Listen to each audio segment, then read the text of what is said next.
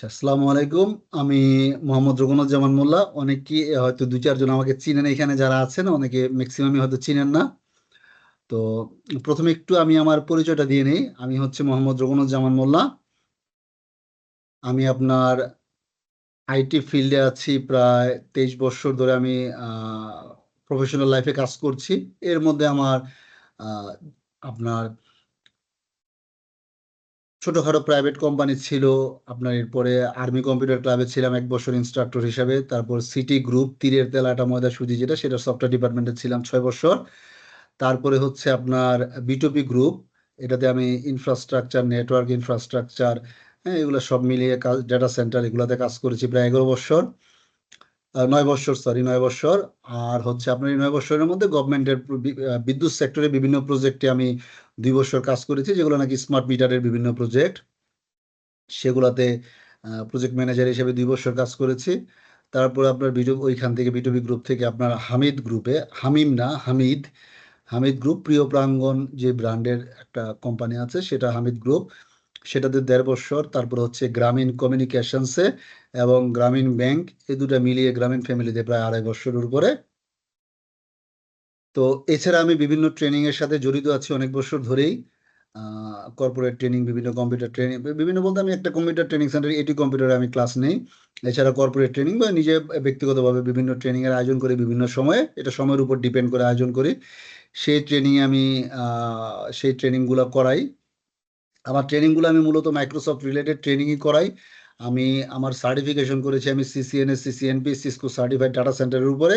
এছাড়া আমি মাইক্রোসফটের এমসিপি, এমসিএসসি, এমসিএসসি, তারপর আপনার Azure fundamental, Azure administrator, Azure solution architect, Azure DevOps engineer, এজুরের সিকিউরিটি, এজুরের আপনার তারপর মাইক্রোসফট 365, মাইক্রোসফট 365 টিমস, 365 এগুলোর উপরে আমি সার্টিফিকেশন করেছি। প্রায় 24টার মতন পরীক্ষা আমি এক্সাম দিয়েছি ভেন্ডরের, ভেন্ডর এক্সাম সবকিছু মিলিয়ে 24টা এক্সাম দিয়েছি। আর এর মধ্যে সার্টিফিকেশন হচ্ছে 16টার মতন সার্টিফিকেট। তো যাই হোক, এগুলো করেছি। আর হচ্ছে আপনার ট্রেনিং এর সাথে আমি একেবারে আমার লাইফের প্রথম থেকে, আমি 9 থেকে 98 থেকে যখন আমি অনার্স পড়ছি, তখন থেকে আমি আসলে ট্রেনিং এর সাথে আমি জড়িত। ট্রেনিং করাই, ট্রেনিং নেই, ট্রেনিং দেই, ট্রেনিং করি। এগুলো আসলে আমি মানে সবসময় আমি কন্টিনিউর মধ্যে, এই জিনিসটার মধ্যে আমি আছি ট্রেনিং এর সাথে। তো এখন আমি আয়োজন করতে যাচ্ছি হচ্ছে মাইক্রোসফটের ডেভঅপস ইঞ্জিনিয়ার। ডেভঅপসটা আসলে বাংলাদেশে মাইক্রোসফট ডেভঅপস ইঞ্জিনিয়ার আর কেউ এরকম ভাবে করায় না প্রাতিষ্ঠানিকভাবে, এটা আমিই করাই একমাত্র। আর সলিউশন আর্কিটেক্টও আসলে ওইভাবে করানো হয় না। আর এর বাইরে যদি, মানে আমার জানার বাইরে যদি কেউ করায় থাকেন ব্যক্তিগতভাবে বা কোনো প্রতিষ্ঠান থেকে, সেটা হতে পারে, কিন্তু আসলে আমি ওইরকম ভাবে আমার চোখে পড়ে না। তবে ডেভঅপস অনেকে করাচ্ছেন। তো যাই হোক, আমি আমার সম্পর্কে অল্প কথায় কিছু বললাম। একেবারে আমি একটা প্রেজেন্টেশন শেয়ার করবো আপনাদের সাথে। আমি একটু ক্যামেরাটা অফ করে দেই। অন্ততপক্ষে আপনারা যদি কেউ চিনেন, দেখেও চিনতে পারেন, বা লিঙ্কডিনে হয়তো যদি কেউ দেখে থাকেন, তাহলে লিঙ্কডিন থেকে দেখেছেন। উম, আর যদি কেউ না দেখে থাকেন, এই জন্য আর কি আমি একটু ক্যামেরাটা অন করলাম, যেন দেখতে পারেন, পরিচয় হওয়া যায়। আর দ্বিতীয়ত হচ্ছে, যারা পরিচিত আছেন তারা তো পরিচিত আছেনই, এর মধ্যে আমার অনেকেই এখানে হয়তো দেখলাম যে পরিচিতর মধ্যে জয়েন করেছেন, যাদের আমি ব্যক্তিগতভাবে চিনি, এক সময় হয়তো ক্লাস করেছেন বা আমার সাথে কলিগ ছিলেন, এরকম অনেকেই জয়েন করেছেন এখানে। তো বাংলাদেশ ছোট একটা দেশ, কোনো না কোনোভাবে পরিচয় বের হয়ে যায়। তো আমরা যাই, আমরা এখন এখানে আসলে অনেকেই হয়তো একটু পর পর আরো জয়েন করবেন। জয়েন করলে আমাদের একটু ডিস্টার্ব ফিল হবে। এখন এই জায়গার মধ্যে কেউ কো অ্যাডমিনিস্ট্রেটর নাই, এটাতে শুধু আমি একা অ্যাডমিনিস্ট্রেটর, এই জন্য একটু হয়তো কেউ জয়েন করলে, আমাদের 66% আমাদের রেজিস্ট্রেশন করেছিলেন। তো এর মধ্যে দেখা যাচ্ছে যে 29% হয়তো অনেকের খেয়াল নাই, মনে নাই, বা সময় নাই, আসেন না। যাই হোক, আমরা যারা আসছেন আমরা শুরু করব। তো এজুর ডেভঅপস, ডেভঅপস একটা টেকনিক্যাল একটা সেক্টর ডেভঅপসের। তো মাইক্রোসফট এই ডেভঅপসটাকে এজুর, ডেভঅপসটাকে এজুরের মধ্যে নিয়ে আসছে। এজুরের প্ল্যাটফর্মে অনেক কাজই করা যায়, এর মধ্যে ডেভঅপস একটা সাইট। এছাড়া আপনার মাইক্রোসফটের এজুরের প্ল্যাটফর্মে আপনার ইনফ্রাস্ট্রাকচার থেকে নিয়ে, ডেভেলপার বলেন, আপনার সিকিউরিটি বলেন, হ্যাঁ, end point security, server security, SIEM, আপনার সিকিউরিটি অপারেশন সেন্টার, বিভিন্ন বিষয়ে সব কিছুই আছে। আপনার ডাটাবেজ আছে, বিভিন্ন ধরনের ডাটাবেজ আছে, বিভিন্ন ধরনের প্রোগ্রামিং ল্যাঙ্গুয়েজ আছে, সব কিছুই আছে এজুরের ডাটা সেন্টারের ভিতরে বা এজুরের পোর্টালের মধ্যে। এজুরের পোর্টালের মধ্যে আপনার টোটাল হচ্ছে 600+ সার্ভিস আছে। 600+ সার্ভিস দেয় মাইক্রোসফট এজুরের পোর্টালে। এটা দিন দিন যত যাচ্ছে তত বেড়ে চলেছে এবং বাড়তে থাকবে এবং পুরাতন সার্ভিসগুলো আপগ্রেড হচ্ছে। তো আমাদের মূলত যে আয়োজনটা সেটা হচ্ছে যে আপনার AZ400 designing and implementing Microsoft DevOps solution. এটা মাইক্রোসফটের ডেভঅপস যে সলিউশনটা আছে সেটা এজুরের মধ্যে, সেটা এখানে আমরা দেখব। আচ্ছা, অনেকেরই নেটের প্রবলেমের কারণে মনে হয় ডিসকানেক্ট হয়ে যাচ্ছেন, আবার জয়েন করতেছেন।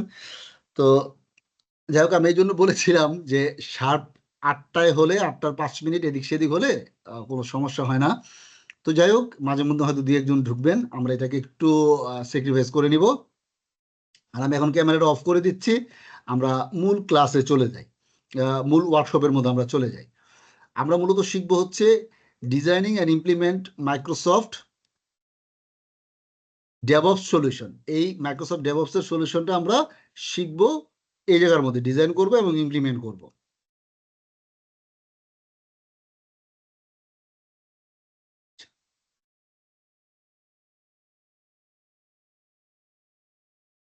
সবাই স্ক্রিনটা দেখতে পাচ্ছেন তো, না? আমি যে শেয়ার করেছি। জি স্যার। জি ভাইয়া। জি, থ্যাংক ইউ। আচ্ছা, get started with Azure DevOps. DevOps is the union of people, process and products to enable continuous delivery of value to your end users. Azure DevOps is a set of services that gives you the tools you need to do just that. With Azure DevOps, you can build, test, and develop any application, either to the cloud or on premises. DevOps practices that enable transparency, cooperation, continuous delivery, and continuous deployment become embedded in your software development life cycle. এখন যারা programming লাইনে আছেন তারা হয়তো DevOps সম্পর্কে তাদের idea আছে। যারা নাকি এইখানে প্রোগ্রামিং সেক্টরে নাই, প্রোগ্রামার না বা ডেভেলপ সেক্টরে নাই, তারা হচ্ছেন ইনফ্রাস্ট্রাকচারে কাজ করেন যারা, তাদের হয়তো ডেভঅপস সম্পর্কে আইডিয়াটা কম আছে। ডেভঅপসটা হচ্ছে মূলত সফটওয়্যার টিমের কাজ করার জন্য একটা প্ল্যাটফর্ম। কিন্তু ডেভঅপস ইঞ্জিনিয়ার হতে গেলে যে প্রোগ্রামারই হতে হবে এমন কোনো শর্ত নাই। কিন্তু ডেভঅপস প্ল্যাটফর্মটা কাজ করবে হচ্ছে প্রোগ্রামারদের জন্য। কিন্তু এটা ইঞ্জিনিয়ার হতে গেলে যে প্রোগ্রামার হতে হবে সেটার কোনো শর্ত নাই। আপনি প্রোগ্রামিং না জানা থাকলেও আপনি ডেভঅপস ইঞ্জিনিয়ার হতে পারবেন। কিন্তু যারা নাকি প্রোগ্রামার আছেন তাদের জন্য এই কাজটা হচ্ছে, তারা যদি এই কাজটা শিখে তাদের জন্য আরো ভালো, যদি তারা প্রোগ্রামার হয়ে থাকে। তো এখন আপনি যদি প্রোগ্রামার না হন, সেক্ষেত্রে আপনার ক্ষেত্রেও এরকম না যে আপনি কাজ শিখতে পারবেন না, কাজ জানতে পারবেন না। আপনি অবশ্যই কাজ শিখতে পারবেন, কাজ জানতে পারবেন, এবং ডেভঅপস ইঞ্জিনিয়ার হওয়ার জন্য প্রোগ্রামিং জানার কোনো প্রয়োজন নাই, তবে জানা থাকলে ভালো। এটা হচ্ছে মূল জিনিস, জানা থাকলে আপনার কাজ করতে আরো সুবিধা হবে, কিন্তু না জানা থাকলে কোনো সমস্যা নেই। এটা হচ্ছে মূলত প্রোগ্রামারদের জন্য একটা এনভায়রনমেন্ট তৈরি করে দেওয়া। আচ্ছা, এখন আপনি চিন্তা করেন নর্মালি যে বর্তমান বাংলাদেশ হোক, বর্তমান ওয়ার্ল্ড হোক, এই ওয়ার্ল্ডের মধ্যে আইটি সেক্টর আসলে কিসের জন্য কাজ করছে? আইটি সেক্টরের যারাই আছেন সবাই কিন্তু, সেটা ইনফ্রাস্ট্রাকচার লেভেলে হোক, সিকিউরিটি লেভেলে হোক, যা কিছুতেই হোক, আইটি সেক্টর কিন্তু কাজ করছে মূলত হচ্ছে প্রোগ্রামাররা যা তৈরি করে দিচ্ছেন সেটার জন্য সিকিউরিটি দিচ্ছেন, সেটার জন্য ইনফ্রাস্ট্রাকচার দিচ্ছেন, সেটার জন্য নেটওয়ার্ক কানেক্টিভিটি দিচ্ছেন। মূলত সবকিছু কিন্তু আপনার সফটওয়্যার রিলেটেডই হচ্ছে। এখন বর্তমানে একটা সময় ছিল, আমরা যখন কাজ করা শুরু করেছিলাম তখন সফটওয়্যার আসলে ডিপেন্ডেন্সি কম ছিল ডেভেলপারদের। 2001 সালে 2 সালে তখন আসলে সফটওয়্যারদের সফটওয়্যার যারা কাজ করতেন তাদের ডিপেন্ডেন্সিটা কম ছিল, কারণ কোম্পানিগুলো তখন আসলে সফটওয়্যার নেওয়া ফুলফিল করে নাই বা সফটওয়্যার ইউজ করতো না কোম্পানিগুলা। কিন্তু বর্তমানে আসলে প্রত্যেকটা কোম্পানি কোনো না কোনো সফটওয়্যার ইউজ করছেন, কোনো না কোনো সফটওয়্যার ডেভেলপার টিম আছেন কোম্পানিতে, প্রত্যেকটা কোম্পানিতেই অল্প হলেও ছোট আকারে হলেও, বা কোনো ভেন্ডর থেকে কোনো সফটওয়্যার নিয়েছেন অথবা নিজের কোম্পানিতে সফটওয়্যার ডেভেলপ করছেন। সেগুলো যদি বড় লেভেলের কোম্পানি তাহলে অবশ্যই নিজের কোম্পানিতে সফটওয়্যার ডেভেলপ করছেন। কিন্তু আপনার পুরোটাই এখন ডিপেন্ড করছে হচ্ছে সফটওয়্যার ডেভেলপারদের জন্য সব সার্ভিসগুলো নেওয়া। আপনি চিন্তা করেন আপনার ডাটা সেন্টারের মধ্যে কি আছে, ডাটা সেন্টারের মধ্যে যে সার্ভারগুলো আছে সেই সার্ভারগুলোর মাধ্যমে অ্যাকাউন্টসের কোনো সফটওয়্যার, অথবা মনে করেন আপনার ইআরপি সফটওয়্যার, অথবা মনে করেন এইচআর সফটওয়্যার, কিছু না কিছু প্রোগ্রামই চলছে ওগুলোর মধ্যে, ডাটা সেন্টারগুলোর মধ্যে। এখন মেল সার্ভিস যেটা আছে, মেল সার্ভিসটাও কিন্তু আপনার সরে এসেছে। মেল সার্ভিস কিন্তু মানুষ এখন আর অন প্রিমিসিসে রাখতে যাচ্ছে না, মেল সার্ভিসগুলো মানুষ ক্লাউডে ম্যাক্সিমাম ক্ষেত্রে অফিস 365 বা জি স্যুট এরকম ব্যবহার করতেছেন, যাদের নাকি সমস্যা নেই। আর যাদের নাকি যেসব কোম্পানির ফান্ড ক্রাইসিস আছে, তারা হয়তো অন্য কোনো সার্ভিসে যাচ্ছেন, অন প্রিমিসিস সার্ভিস বা নিজের বাংলাদেশের কোনো হোস্টিং সার্ভিসের প্রোভাইডারের কাছে যাচ্ছেন। কিন্তু এছাড়া আপনার অন প্রিমিসিসে যেসব সার্ভার আছে বা যা কিছু আছে সবকিছু ডিপেন্ড করতে হচ্ছে আপনার প্রোগ্রামারদের উপরে।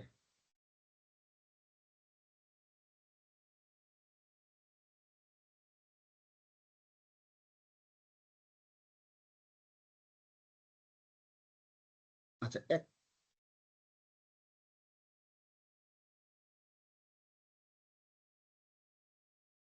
আচ্ছা তো মূলত আমরা কাজ করব হচ্ছে এই ডেভঅপস ইঞ্জিনিয়ারটার মধ্যে, ডেভঅপস অপারেশনটার মধ্যে এজুরের আমরা মূলত ডেভেলপারদের জন্যই কাজ করব। ডেভেলপাররা কিভাবে কাজ করবে না করবে এই জিনিসগুলো আমরা এই জায়গার মধ্যে বর্ণনা করব, বলবো, আমরা জানবো। এবং ক্লাসের মধ্যে আমাদের যে ট্রেনিংটা শুরু হবে, যারা ইন্টারেস্টেড তারা এই ট্রেনিংটার মধ্যে পার্টিসিপেট করবেন। এখানে কি আছে এই ট্রেনিং এর মধ্যে সেই জিনিসগুলো আমরা আলাপ করব। এছাড়া আমি এই গ্রুপের মধ্যে আমার শেয়ার করা আছে অ্যাকচুয়ালি, যে আমি ট্রেনিং এর মধ্যে কি কি থাকবে সেই জিনিসটা যদি আপনারা এখানে দেখেন, ওই জায়গার মধ্যে পিন করা আছে, ওখানে দেখেও নিতে পারেন। এখানে as a DevOps engineer, you are a developer or infrastructure administrator who also has subject matter expertise in working with people, processes, and products to enable continuous delivery of value in organization. দেখেন এখানে স্পষ্টভাবে বলা আছে, বলে দেওয়া হয়েছে যে এই কথাটা মাইক্রোসফটেরই কথা, যে আপনার একজন ডেভঅপস ইঞ্জিনিয়ার, সে ডেভেলপার হতে পারে অথবা ইনফ্রাস্ট্রাকচার অ্যাডমিনিস্ট্রেটরও হতে পারে, যে নাকি আপনার কোম্পানির জন্য, প্রতিষ্ঠানের জন্য কাজ করবে। জি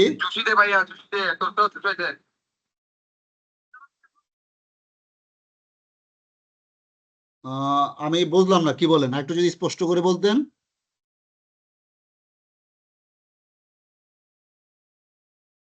হ্যালো স্যার, ওনার মাইক অন হয়ে গেছে মনে হয়। ও আচ্ছা আচ্ছা আচ্ছা, সেটা হইতে পারে, হ্যাঁ। আচ্ছা, তো এই জন্য আপনার এটা যে কোনো সেক্টর থেকে হতে পারেন, আপনি আইটি, নন আইটি না। Your responsibilities for this role include delivering Microsoft DevOps solution that provide continuous security, integration, testing, delivery.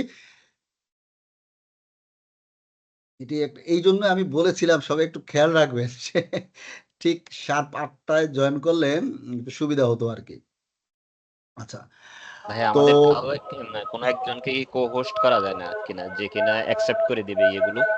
আপনাদের মানে আসলে অ্যাকাউন্ট দেওয়া হয় নাই তো, যখন আমি অ্যাকাউন্ট দেবো তখন এই জিনিসটা পরেরবার অ্যাকাউন্ট দিয়ে দিলে যখন আপনারা ক্লাস করবেন তখন আসলে এটাতে সমস্যা হবে না। এটা যা শুধু আজকের জন্যই এই জিনিসটা আর কি। ওকে ভাই, এটা যখন ক্লাস হবে তখন আপনারা এমনিতেই ঢুকতে পারবেন, এই জন্য আপনাদের আর পারমিশন লাগবে না যারা ক্লাস করবেন। আচ্ছা আচ্ছা, তো মূলত হচ্ছে মাইক্রোসফট ডেভঅপস সলিউশনটা হচ্ছে that provide cloud security, integration, testing, delivery, deployment, monitoring and feedback. আসলে এই জিনিসটা কি? Provided cloud security, continuous security, আপনার integration, testing, delivery, deployment, monitoring and feedback, এই টোটাল জিনিসটি হচ্ছে সফটওয়্যার। আপনি কন্টিনিউয়াস যে আপনি ইমপ্লিমেন্ট করবেন আপনার প্রোডাক্টের বা সফটওয়্যারের বা অ্যাপ্লিকেশনের বা যা আপনার এই রিলেটেড যা কিছু আছে ডেভেলপে, আপনি যে যা কিছুই করবেন সব কিছুর হচ্ছে আপনার সিকিউরিটি দিবে মাইক্রোসফট ডেভঅপস সলিউশনের মধ্যে থাকবে, ইন্টিগ্রেশন থাকবে, আপনি বিভিন্ন টিমে কাজ করবেন সেই বিভিন্ন টিমগুলোর ইন্টিগ্রেশন থাকবে, টেস্টিং থাকবে, ডেলিভারি থাকবে, ডিপ্লয়মেন্ট থাকবে। ডিপ্লয়মেন্ট হচ্ছে, টেস্টিং বলতে হচ্ছে আপনি একটা কাজ করলেন, কাজ করার পরে আপনি কাজটাকে টেস্ট করে দেখলেন ঠিক আছে কিনা। ডেলিভারি করলেন, ডেলিভারি করার পরে ডিপ্লয় করলেন, এই যে ডিপ্লয়টা করবেন কোথায়, সেটাও মাইক্রোসফটের এজুরের মধ্যে আপনি ডিপ্লয় করতে পারবেন। ডিপ্লয় করার পরে মনিটর করতে পারবেন এবং ফিডব্যাক, এটা ফিডব্যাক কি আসলো সেই জিনিসটা আপনি এখান থেকেই পাবেন। You design and implement the flow of work, collaboration, communication, source control and automation. এটা পুরো জিনিসটাই হচ্ছে আপনার এই জায়গার মধ্যে ডিজাইন করা, ইমপ্লিমেন্ট করা, ইমপ্লিমেন্টের যে মানে আপনি যে ইমপ্লিমেন্টটা করবেন প্রোডাক্টটা, সেটার ফ্লো অফ ওয়ার্ক আপনি এখান থেকেই নির্ধারণ করবেন। কোলাবোরেশন, একজন প্রোগ্রামারের সাথে আরেকজন প্রোগ্রামারের কোলাবোরেশন, এই জায়গার মধ্যে টিম লিড থাকবেন, তার সাথে কোলাবোরেশন। এবং আপনি যখন নাকি সফটওয়্যারটা তৈরি করার পরে আপনি এখানে এটাকে পাবলিশ করবেন, পাবলিশ করার ক্ষেত্রে মনিটর, এটাকে কনফার্ম করে পাবলিশ করা।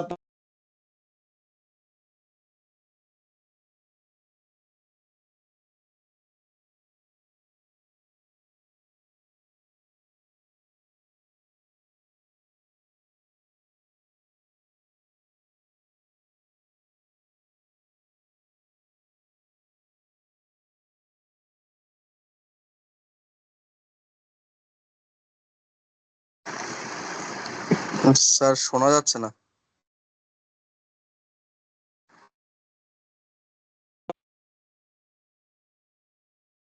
সরি, এখন শুনতে পাচ্ছেন? জি স্যার।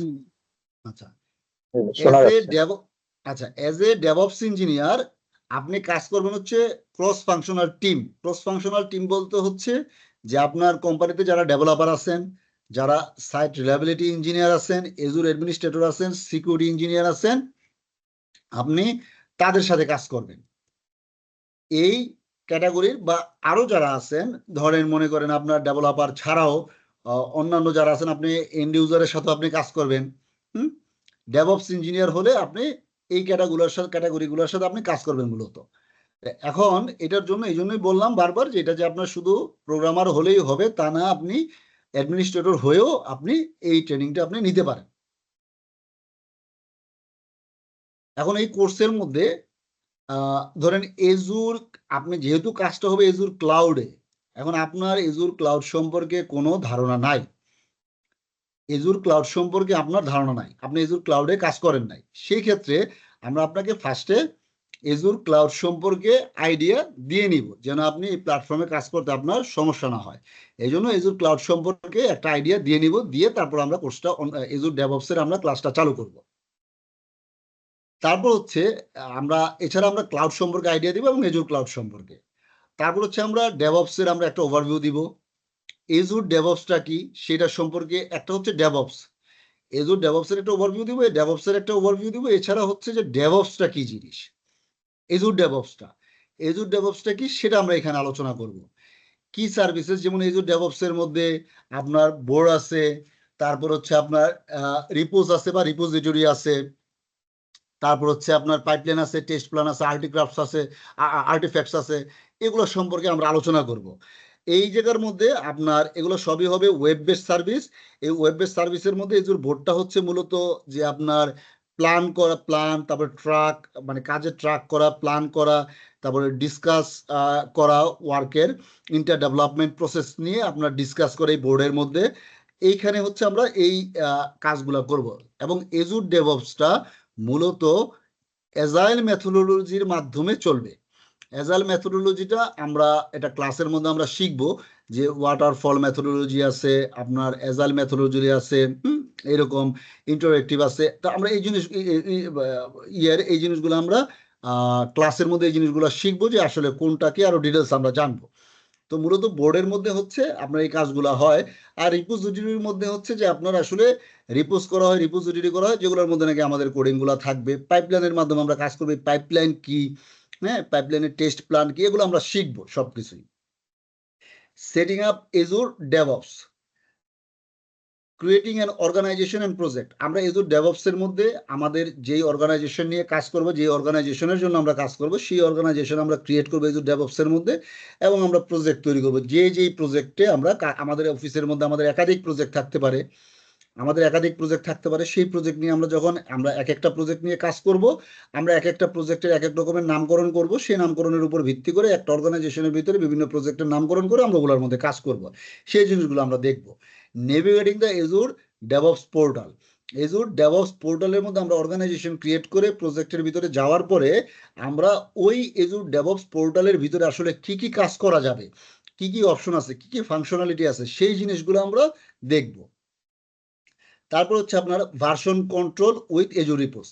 এজুর রিপোজিটরির মধ্যে আপনি মনে করেন একটা সফটওয়্যার তৈরি করছেন, আপনি সফটওয়্যার তৈরি একটা কোড করছেন, কোড করার পরে কোডটা আপনি পাবলিশ করছেন, রিলিজ করেছেন। এখন এই যে পাবলিশ করার পরে আপনার দেখা গেছে যে ওটার মধ্যে নতুন কোনো রিকোয়ারমেন্ট আসছে, নতুন কোনো রিকোয়ারমেন্টে আপনি এখন আবার কাজ শুরু করলেন, কাজ শুরু করার পরে নতুন রিকোয়ারমেন্টের কাজ কমপ্লিট হলো। এখন এই যে আপনার যে প্রোগ্রামিং এর কোডিং এর যে আগের একটা ভার্সন আছে এবং নতুন যে আরেকটা ভার্সন তৈরি করলেন, এই ভার্সনিং গুলা মেনটেন করা, কন্ট্রোল করা, সেটা আমরা করব হচ্ছে এজুরের ডেভঅপস পোর্টালের মাধ্যমে। এটা আমরা করবো হচ্ছে এজুরের ডেভঅপস পোর্টালের মাধ্যমে। আপনি যদি শুধু ডেভঅপস ইঞ্জিনিয়ারিং করেন সেক্ষেত্রে আপনি এটা অন প্রিমিসিসের মধ্যে ইমপ্লিমেন্ট করতে পারেন, অথবা আপনি অন্য কোনো কারোর সহযোগিতা নিতে হবে, অন্য কোনো পোর্টাল বা অন্য কিছু। কিন্তু আপনি এই এজুর ডেভঅপসটা শিখলে বা এজুর ডেভঅপসে কাজ করলে আপনি এজুর ডেভঅপসের মধ্যে যাবতীয় সবকিছু আপনি পেয়ে যাবেন। আচ্ছা, এইখানে আমরা টেস্ট উপরে যেটা গেল, আমরা যেমন টেস্ট প্ল্যান সম্পর্কে তো আমরা জানি যে প্ল্যানটি আমরা টেস্ট করব, পাইপলাইন ইউজ করব আমরা। আর্টিফ্যাক্টসটা হচ্ছে আপনার এই জায়গার মধ্যে যে আপনার কি বলে এটাকে, যে আপনি সেন্ট্রাল হাব, এটা হচ্ছে ডেভেলপার এবং ডেভঅপসের মধ্যে একটা সেন্ট্রাল হাব। হাব মানে কি, যে এর মাধ্যমে ডেভেলপার এবং ডেভঅপসের কানেক্টিভিটি তৈরি করা হবে, ডেভেলপার এবং ডেভঅপস কাজ করবে এর মাধ্যমে কানেক্টিভিটি তৈরি করে। এটা মূলত হচ্ছে একটা সেন্ট্রাল হাব। আপনার যে বিভিন্ন যে টুলস আছে সেই টুলসগুলার ইন্টিগ্রেট করবে এবং প্রসেসকে ইমপ্রুভ অটোমেশন, আপনার প্রসেসকে মানে অটোমেশনের জন্য ইমপ্রুভ করবে আপনার। তারপরে হচ্ছে আপনার ডিপেন্ডেন্সি ম্যানেজমেন্ট, প্রক্সিং এন্ড ক্যাশিং, এই জিনিসগুলো হচ্ছে আর্টিফ্যাক্টস এর মধ্যে। যদি কারো কোনো প্রশ্ন থাকে এটা নোট করে রাখতে পারেন, ইনশাল্লাহ আমরা শেষের দিকে আমরা প্রশ্নগুলো নিব। আমরা এই জায়গার মধ্যে ভার্সন কন্ট্রোলিং এর জন্য আমরা যে এজুর রিপোজিটরি ইউজ করব, এটার জন্য আমরা এজুর রিপোজিটরি তো আমরা ইউজ করব, কিন্তু এর মধ্যে যেমন ধরেন আপনি ইচ্ছা করলে এজুরের রিপোজিটরি ইউজ না করে আপনি গিটহাব ইউজ করতে পারেন, আপনি গিট ইউজ করতে পারেন, আপনি টিএফভিএস যেটা আছে যে টিম ফাউন্ডেশন ভার্সন কন্ট্রোল, সেটা আপনি করতে পারেন। এইটা গিট এবং টিএফভিএস দুইটাই হচ্ছে আপনার ভার্সন কন্ট্রোল সিস্টেম, যে আপনার যে প্রোগ্রামিং কোডিং যে করলেন সেই কোডিং এর ভার্সন কন্ট্রোলের সিস্টেম হচ্ছে দুইটাই। কিন্তু আপনার দুইটাই অপারেট ডিফারেন্টলি, এটা দুইটাই আলাদা আলাদাভাবে অপারেট করা হয়। গিটটা হচ্ছে আপনার version control system, distributed version control system, আর টিভিএসটা হচ্ছে সেন্ট্রালাইজ সিস্টেম। এই জায়গার মধ্যে যে দুইটার মধ্যে যে পার্থক্যটা, সেই পার্থক্যগুলো আমরা ডিটেলস আকারে শিখবো। যে আমি সংক্ষিপ্ত আকারে বললাম সেটা হচ্ছে যে এটা হচ্ছে গিটটা হচ্ছে আপনার ডিস্ট্রিবিউটেড ভার্সন কন্ট্রোল সিস্টেম, আর টিএফভিসিটা হচ্ছে আপনার সেন্ট্রালাইজড ভার্সন কন্ট্রোল সিস্টেম। আচ্ছা, এখানে মূলত গিটের কপিটা ডেভেলপারের কাছেও থাকে, আবার কিন্তু টিএফভিএস এর কপিটা পুরোপুরি হচ্ছে আপনার সার্ভারের মধ্যে থাকে, এটা ডেভেলপারের কাছে কোনো কপি থাকে না। তো এগুলোর আরো পার্থক্য আছে, সেগুলো নাকি আমরা ডিটেলস জানবো, শিখবো। তারপরে ব্রাঞ্চিং সম্পর্কে আমরা শিখবো যে ব্রাঞ্চ কি জিনিস। ইতিমধ্যে আমাদের ডেভেলপার যারা আছেন তারা যদি গিটহাব ইউজ করেন বা গিট ইউজ করেন, তারা হয়তো গিটের মধ্যে ব্রাঞ্চ করেন, ব্রাঞ্চ করতেই হয়। তো মেইন ব্রাঞ্চের মধ্যে নর্মালি এভাবে কেউ কাজ করে না, যদি কোনো সিস্টেমেটিক ওয়েতে আপনি কাজ করেন, সেই জন্য কাজ করে না। কিন্তু আপনার মেইন ব্রাঞ্চে কাজ না করে আপনি ব্রাঞ্চিং করে আপনি কাজ করতে পারেন, সেটা আমরা এই জায়গার মধ্যে শিখবো। পুল রিকোয়েস্ট বা পুশ রিকোয়েস্ট, কোড রিভিউ, হ্যাঁ, এগুলা এক একটা টার্ম আছে, যে পুল রিকোয়েস্ট কি জিনিস, পুশ রিকোয়েস্ট কি জিনিস, কোড রিভিউ কি জিনিস। এটা যখন নাকি আপনি একটা রিপোজিটরি আছে সেটার একটা ক্লোন করে আপনি আপনার কম্পিউটারের মধ্যে আপনার ল্যাপটপের মধ্যে ভিজুয়াল স্টুডিওর মধ্যে আপনি নামাবেন, সেটা আপনি ডাউনলোড করবেন, আপনি নিলেন একটা, আপনি ক্লোন কপি তৈরি করলেন, ক্লোন কপি তৈরি করে যেটার মধ্যে কাজ করবেন, কাজ করার পরে সেটাকে আপনি পুল করবেন, হ্যাঁ, পাবলিশ করার জন্য। তারপর আরেকজন রিভিউ করবে, সেটা হতে পারে যে টিম লিড, যেটা স্ক্রাম মাস্টার হতে পারে, সে রিভিউ করলো, রিভিউ করে তারপরে সেটা পাবলিশ করবে, পাবলিশ হবে। আচ্ছা, এখানে আমরা মেনটেন করব হচ্ছে কন্টিনিউয়াস ইন্টিগ্রেশন, কন্টিনিউয়াস ডেপ্লয়মেন্ট, সিআই/সিডি বলা হয়। এটা খুব বহুল ব্যবহৃত একটা টার্মস বর্তমান যুগে ডেভঅপস ইঞ্জিনিয়ারিং এর মধ্যে, বা আপনার দেখবেন যে কোনো জব রিকোয়ারমেন্টের মধ্যে, জবের মধ্যে যদি আপনার এরকম জব পাবলিশ করা থাকে যে রিক্রুটমেন্ট কোম্পানি থেকে বা কোনো কোম্পানি থেকে, সেই ক্ষেত্রে দেখবেন যে এরকম লেখা থাকতে পারে যে এই বিষয়ে নলেজ থাকতে হবে সিআই/সিডি সম্পর্কে। এটা হচ্ছে কন্টিনিউয়াস ইন্টিগ্রেশন, কন্টিনিউয়াস ডেপ্লয়মেন্ট। এটার কনসেপ্ট কি, এটার বেনিফিট কি, কন্টিনিউয়াস ইমপ্লিমেন্টেশন, ইন্টিগ্রেশন, কন্টিনিউয়াস ডিপ্লয়মেন্টের মূলত হচ্ছে জিনিসটা অটোমেশন করার জন্য, যে আপনি কন্টিনিউয়াস সবকিছু চলতে থাকবে, সেটার জন্য হচ্ছে আপনার এই জিনিসটা। এটা আমরা শিখবো।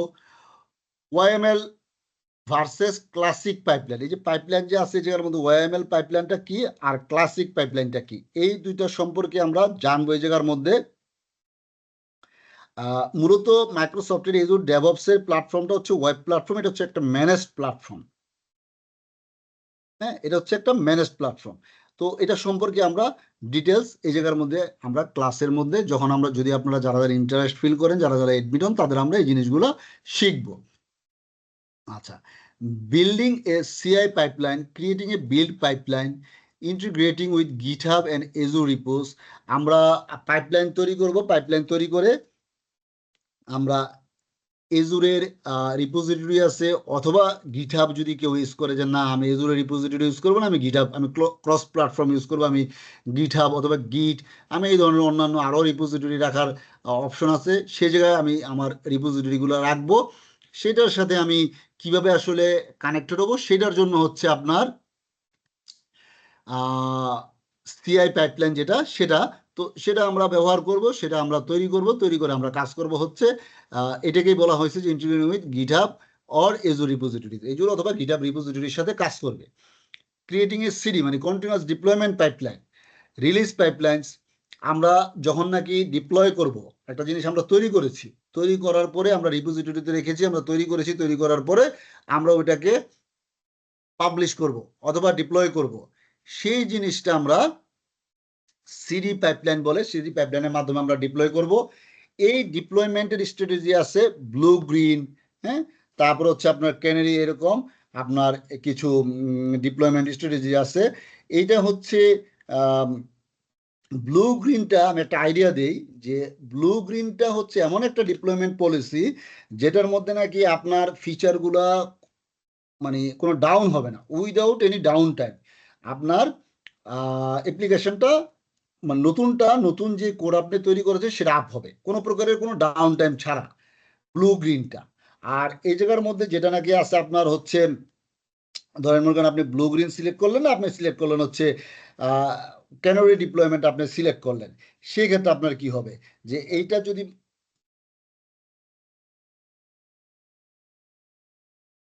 জি, আপনি যদি মনে করেন ব্লু গ্রিন সিলেক্ট না করে যদি আপনি ক্যানারিটা সিলেক্ট করেন, সেই ক্ষেত্রে আপনার একটা জিনিস হবে যে আপনার একটা কি বলে মানে উইদাউট ডাউন টাইমের যে জিনিসটা, সেটা আপনার থাকবে না এই ইয়ের মধ্যে। ব্লু গ্রিনের মধ্যে যেটা নাকি আপনার উইদাউট ডাউন টাইমের ফেসিলিটিটা পাচ্ছে, সেটা আপনি ক্যানারির মধ্যে সেই জিনিসটা আপনি পাবেন না। এছাড়া আরও কন্টিনিউয়াস ডিপ্লয়মেন্টের পলিসি আছে, যে জিনিসগুলো নাকি আমরা এজুর ডেভঅপস ইঞ্জিনিয়ারিং করতে গেলে আমরা এই জিনিসগুলো শিখবো। পাইপলাইন বেস্ট প্র্যাকটিস, এটা হচ্ছে যে আপনার ওয়ার্ল্ডের মধ্যে কিছু বেস্ট প্র্যাকটিস আছে। এই বেস্ট প্র্যাকটিসগুলো আপনি যখন নাকি রিয়েল লাইফে কাজ করবেন, তখনই আপনি বেস্ট প্র্যাকটিসটা সম্পর্কে জানতে পারবেন। আপনি আসলে ট্রেনিং করে বা শুধু ট্রেনারের থেকে, সেই ট্রেনার যদি প্রফেশনাল লাইফে কাজ না করে থাকে, তাহলে আপনি বেস্ট প্র্যাকটিসটা, কোনো কিছুরই বেস্ট প্র্যাকটিস আপনি জানতে পারবেন না। এখন আপনি মনে করেন আপনি প্রফেশনাল লাইফে একটা কাজ করছেন, আপনি যতটুকুই আপনি কাজ করেন, আপনি যেই কাজই করেন, আপনি আপনার কাজটা প্র্যাকটিক্যাল রিয়েল লাইফে এক্সপিরিয়েন্সে আপনি যেভাবে জানেন, একজন যে নাকি রিয়েল লাইফে কাজ করে নেয়, সে কিন্তু সেই জিনিসটা জানবে না। তো এই জায়গার মধ্যে যে পাইপলাইনের বেস্ট প্র্যাকটিস কোনটা, সেটা হচ্ছে আমরা রিয়েল লাইফ এক্সপিরিয়েন্স থেকে বলবো। রিয়েল লাইফ এক্সপিরিয়েন্স থেকে আপনার টেমপ্লেট অ্যান্ড রিউজেবল কম্পোনেন্টস কি আছে। টেমপ্লেট, আপনি একটা জিনিস তৈরি করে রাখলেন, তৈরি করে আপনি ওটা বারবার টেমপ্লেটের মাধ্যমে ইউজ করবেন, অথবা আপনি কোনো একটা কম্পোনেন্ট আপনি রিউজ করবেন, হ্যাঁ, সেইটা কোনটা, কোন কম্পোনেন্টগুলো রিউজেবল, কোন টেমপ্লেটগুলো আপনি কিভাবে ব্যবহার করবেন, সেই জিনিসগুলো আমরা শিখবো। এছাড়া আপনার সবকিছুর মধ্যে আপনার সিকিউরিটি দিতে হবে, সিক্রেট মেনটেন করতে হবে। এই সিক্রেট মেনটেন করতে গিয়ে এটা ম্যানেজমেন্টের জন্য এজুরের মধ্যে এজুর কি ভল্ট নামে একটা ভল্ট আছে, যেই ভল্টের মধ্যে আপনি আপনার সিক্রেটটা ম্যানেজ করবেন, আপনার সিকিউরিটি কি আপনি ম্যানেজ করবেন, আপনি রাখবেন ওইখানে কি ভল্টের মধ্যে, যেটাকে আপনাকে সিকিউরিটি দিবে, আপনার প্রোডাক্টগুলোকে, আপনার কম্পোনেন্টগুলোকে, আপনার জিনিসগুলোকে আপনার সিকিউর করবে। সেই সিকিউরের যে কিগুলো আছে সেই কিগুলো থাকবে হচ্ছে এজুর কিবোর্ডের মাধ্যমে, সেটা এনক্রিপ্ট করে থাকবে। সেই জিনিসটা আমরা শিখবো এখানে। Agile project management with এজুর boards. আমি আগেই বলেছি আসলে এজুরের ডেভঅপসটা মেনটেন করা হয় হচ্ছে আপনার অ্যাজাইল মেথোডোলজি।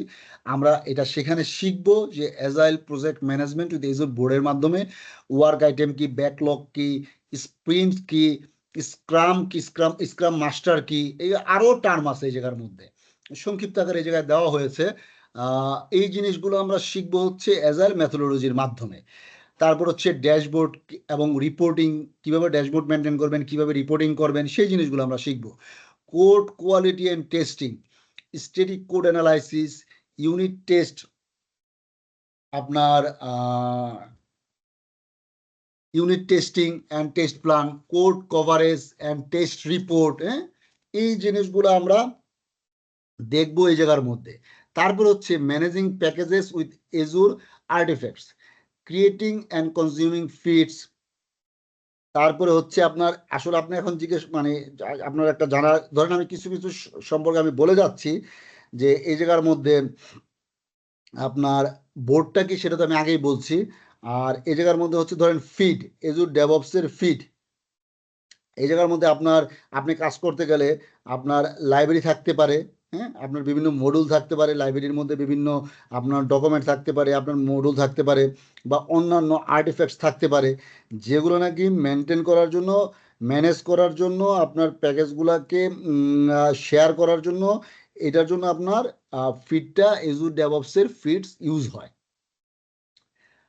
তারপর হচ্ছে আপনার ইন্টিগ্রেটিং উইথ নাগেট, এনপিএম, মেভেন। এখন আপনি জিজ্ঞেস করতে পারেন যে নাগেট, এনপিএম এন্ড মেভেন এই জিনিসগুলো কি। আসলে এগুলো সবগুলোই হচ্ছে প্যাকেজ ম্যানেজার এবং আপনার installing, managing, distributing software component, হ্যাঁ,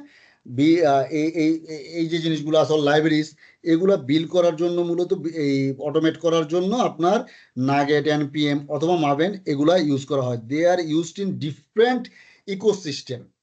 এই জায়গার মধ্যে নাগের ইউজ হইতে পারে, নাগের ইউজ হয় হচ্ছে আপনার ডটনেট প্রজেক্টের জন্য। তারপর হচ্ছে এনপিএম ইউজ হচ্ছে আপনার নোড.জেএস এর জন্য, মানে জাভা স্ক্রিপ্টের প্রজেক্ট যেটা, সেটার জন্য আপনার এনপিএমটা ইউজ হয়। তারপর হচ্ছে আপনার ম্যাভেনটা ইউজ হয় আপনার জাভা প্রজেক্টের জন্য ইউজ হয়। তো এরকম আরো অনেক কিছু আছে যেগুলো নাকি আমরা ক্লাস করার সময় একটা একটা করে আমরা শিখব। ইনফ্রাস্ট্রাকচার এজ এ কোড, এটাকে আরেক বলে।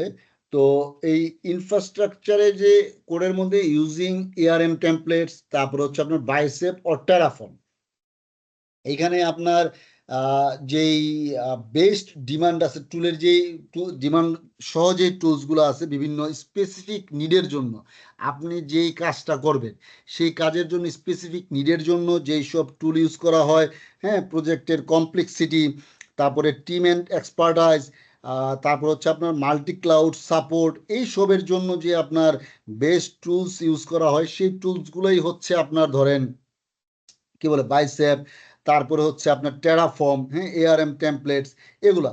তো বাইসেপটা হচ্ছে আপনার মূলত এজুরের ডিপ্লয়মেন্টের জন্য এটা একটা বেস্ট একটা, আর টেরাফর্মটা হচ্ছে মাল্টি ক্লাউড সিনারিওর জন্য। আপনি যদি মাল্টি ক্লাউড সিনারি ইউজ করেন, যে একটা আপনি প্ল্যাটফর্ম ইউজ করছেন হচ্ছে এডাব্লিউএস এর একটা প্ল্যাটফর্ম ইউজ করছেন, একটার জন্য প্ল্যাটফর্ম ইউজ করছেন আপনি এজুরের, বা আপনি গিটহাব ইউজ করছেন বা গিট ইউজ করছেন, হ্যাঁ, এরকম যদি হয় সেই ক্ষেত্রে সেই জন্য হচ্ছে আপনার পারফেক্ট হচ্ছে টেরাফর্ম, যদি আপনি মাল্টি ক্লাউড হয়। আর আপনার যদি মনে করেন যে আপনি এআরএম টেমপ্লেট ইউজ করবেন, সেটা হচ্ছে যে আপনি এআরএম টেমপ্লেট ইউজ করে করতে পারেন। তো এই জিনিসগুলো আমরা আরো ডিটেলস আকারে শিখবো, দেখবো, যেটা নাকি আমরা ট্রেনিং এর মধ্যে। তারপর হচ্ছে ডিপ্লয়িং ইনফ্রাস্ট্রাকচার ভায়া পাইপলাইন, আপনার ইনফ্রাস্ট্রাকচারটা আমরা ডিপ্লয় করবো ভায়া পাইপলাইনের মাধ্যমে।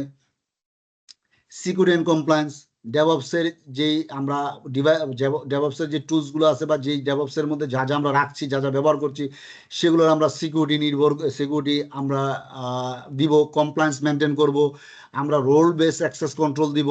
আমরা প্রত্যেক ইউজারকে, সব ডেভেলপারের জন্য তো সব অ্যাক্সেস দরকার নাই, সব ডেভেলপারের জন্য সব রিপোজিটরিতে অ্যাক্সেস দরকার নাই, সব ডেভেলপার চাইলেই আপনার ইচ্ছা করলেই একটা প্রোডাক্ট তৈরি করে সে পাবলিশ করতে পারবে না, ইচ্ছা করলেই একটা প্রোডাক্ট নামে চেঞ্জ করে দিতে পারবে না। এই জন্য আমরা ওই জায়গার মধ্যে রোল ব্যাক অ্যাক্সেস কন্ট্রোলের একটা ইস্যু থাকবে, সেই জিনিসটা আমরা নির্ধারণ করব এই ডেভঅপস ইঞ্জিনিয়ারিং এর মাধ্যমে। তারপর হচ্ছে monitoring and feedback loops, integrating with এজুর monitor and applications insight. এই জায়গার মধ্যে আপনার এজুর মনিটর আছে, অ্যাপ্লিকেশন ইনসাইট আছে। আপনি অ্যাপ্লিকেশন ইনসাইটটা ক্রিয়েট করলে অ্যাপ্লিকেশনের ভিতরে আপনি কোনো প্রবলেম আছে কিনা, কি প্রবলেম আছে সেই জিনিসগুলো আপনি দেখতে পারবেন। তারপর হচ্ছে আপনি টোটাল ওভারঅল মনিটর করতে পারবেন যে আপনার কোথায় কে কোন কাজ করছে না করছে, কে লগ ইন করছে, কে কি চেঞ্জ করছে, সেই রেকর্ডগুলো আপনি মনিটর করতে পারবেন এবং কন্টিনিউয়াস আপনি ফিডব্যাক নিতে পারবেন এবং কোনো ইনসিডেন্ট হলে সেই ইনসিডেন্ট ম্যানেজ করতে পারবেন আপনি এজুর ডেভঅপসের মাধ্যমে।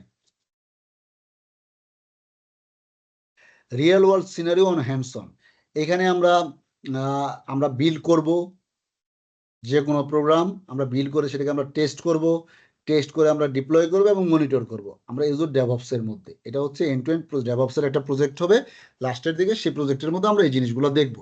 DevOps for micro services container with Docker. এখন ডেভঅপসের মধ্যে আপনার এরকম হতে পারে যে আপনি কন্টেনার ইউজ করবেন, ডকার কন্টেনার ইউজ করবেন। আপনি ডকার কন্টেনার ইউজ করবেন, এই জন্য আপনাকে আসলে শিখতে হবে যে ডকার কন্টেনার কি, সেটা আমি এখানে দেখাই দেবো যে আসলে ডকার কন্টেনারটা কি। এখন এজুরের মধ্যে কুবারনেট একটা সার্ভিস আছে যেটা নাকি ওপেন সোর্স। হ্যাঁ, এই সার্ভিসটা আসলে আপনার এজুরে ইউজ করে, AWS ইউজ করে, অনেকেই ইউজ করে, যেহেতু এটা ওপেন সোর্স। তো এই জন্য এটা অনেক প্ল্যাটফর্মে এটা ইউজ করে। আমরা এটা এখানে দেখব যে কুবারনেট ইউজ করে কিভাবে ডিপ্লয় করা হয়, কুবারনেট ইউজ করে আপনারা এজুর কুবারনেট ইউজ করে কিভাবে মাইক্রোসফটের মধ্যে ইমপ্লিমেন্ট করা হয়। এজুর কুবারনেটটা হচ্ছে একটা কন্টেনারাইজেশনের সার্ভিস, এটা আমরা এখানে শিখব। এবং ডকার কন্টেনারটা কি এটা আমরা জানবো, দেখবো, শিখবো, শিখে তারপরে ওই জায়গার মধ্যে এজুর কুবারনেটসের মধ্যে আমরা কাজ করব। GitHub integration, GitHub action and Azure pipeline. গিটহাবের কাজ আমরা শিখবো, গিটহাব অ্যাকশন এবং এজুর পাইপলাইনের মধ্যে কি পার্থক্য আছে সেই জিনিসগুলো আমরা দেখবো, জানবো।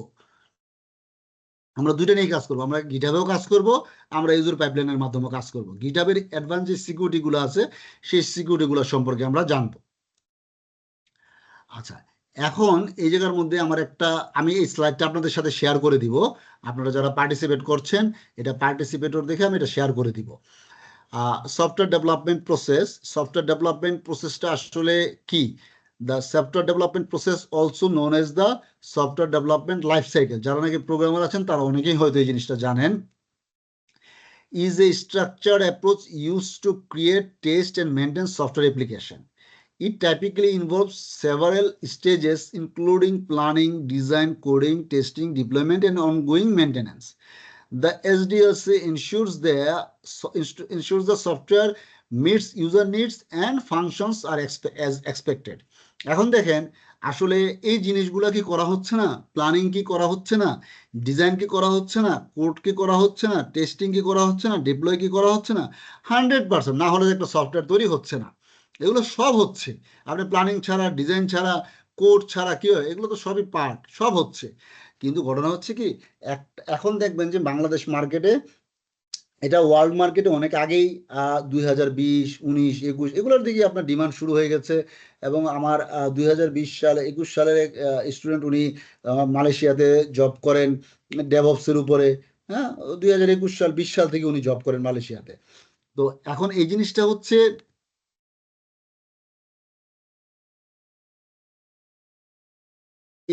হচ্ছে যে সবাই আমরা কাজ করছি, কিন্তু আসলে একটা পর্যায়ে দেখা গেছে যে মনে করেন টিম হেড চলে গেছে, টিম লিড চলে গেছে, কোম্পানির কাছে কিছুই নাই, কোম্পানি বলতে পারে না কি আছে, ভাঙা ভাঙা ভাঙা ভাঙা ডেভেলপারদের কাছে কিছু কিছু অংশ আছে।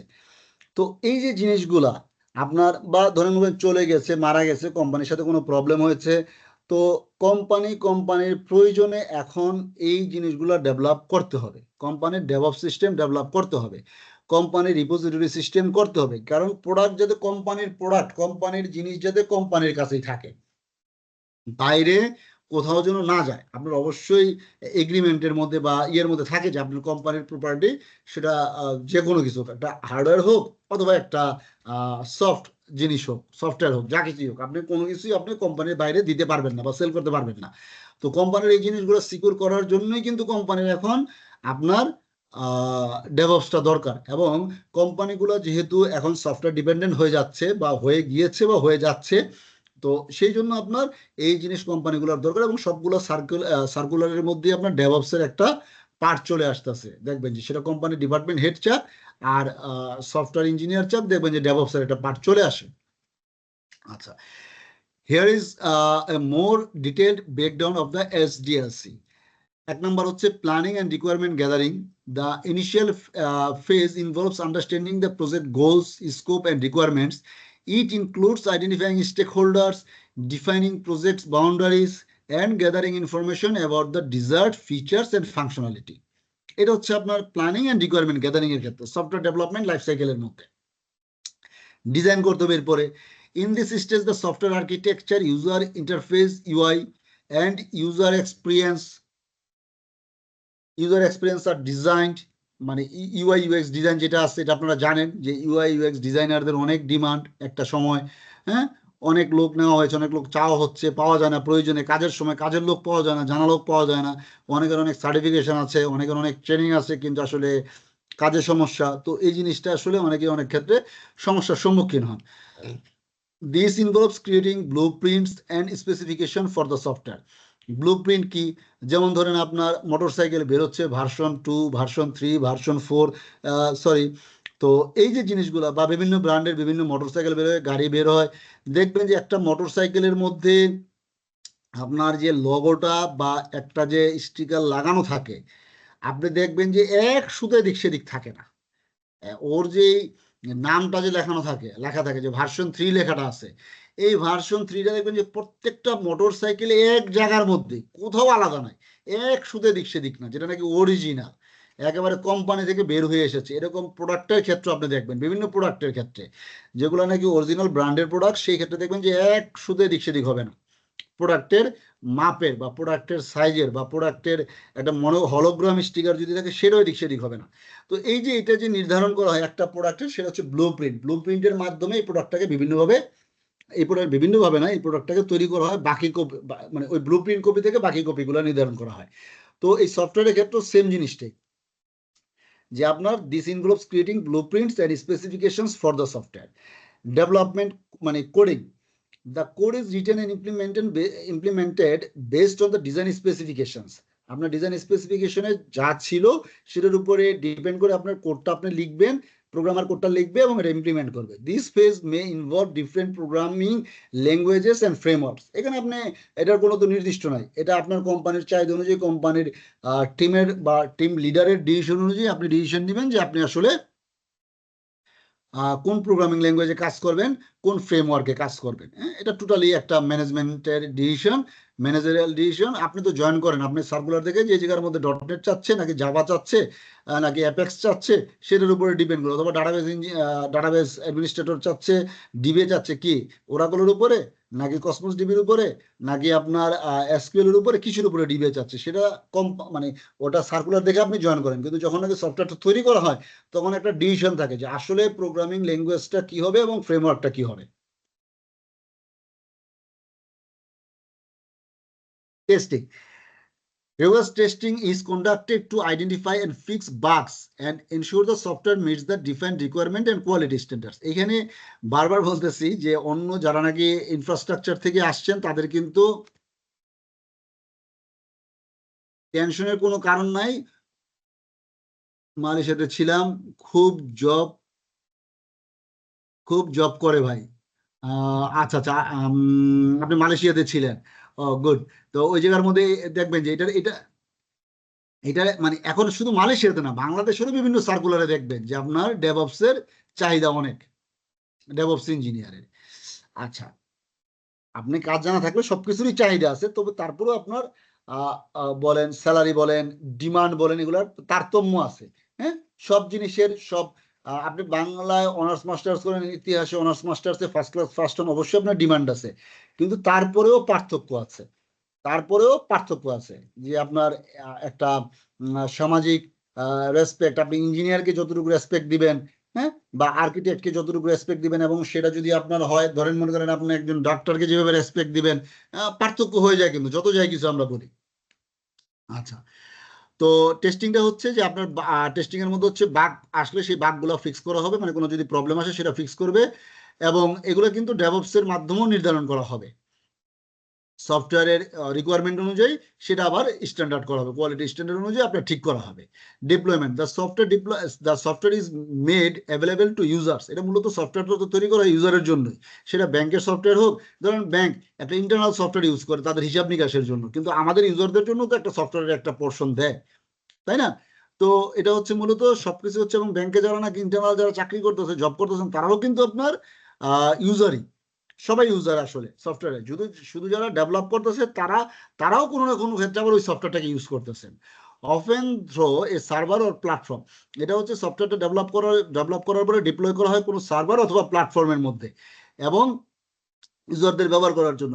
এটাই হচ্ছে মাইক্রোসফট এজুরের একটা প্ল্যাটফর্ম, যেটার মধ্যে নাকি আপনি সফটওয়্যারটা আপনি কোডিং করতে পারবেন, কোডিং এর সিকুয়েল আপনি ভার্সন মেনটেন করতে পারবেন, এই জায়গার মধ্যে রিপোজিটরির মধ্যে রাখতে পারবেন, এবং এই জায়গার মধ্যে আপনি ডিপ্লয়ও করতে পারবেন সার্ভারে অথবা প্ল্যাটফর্মে। প্ল্যাটফর্ম কি, যেমন ধরেন অ্যাপ সার্ভিস প্ল্যাটফর্ম আছে, আপনার আইএস আপনার কনফিগার করার কোনো দরকার নাই, আইএস কনফিগার করার কোনো আপনার দরকার নাই, সার্ভার এর মধ্যে আইএস কনফিগারের দরকার নাই, আপনার ওই যে পোর্ট ম্যাপিং করা, এটা করা সেটা করা, এত কিছু দরকার নাই। এই জায়গার মধ্যে আপনি এজুরের মধ্যে অনায়াসে খুব সুন্দরভাবে আপনি করতে পারবেন, এবং সেটা এজুরের পোর্টালে ঢুকেও করতে পারবেন, অথবা আপনি ভিজুয়াল স্টুডিও থেকেও সরাসরি পাবলিশ করতে পারবেন, সরাসরি কাজগুলো করতে পারবেন।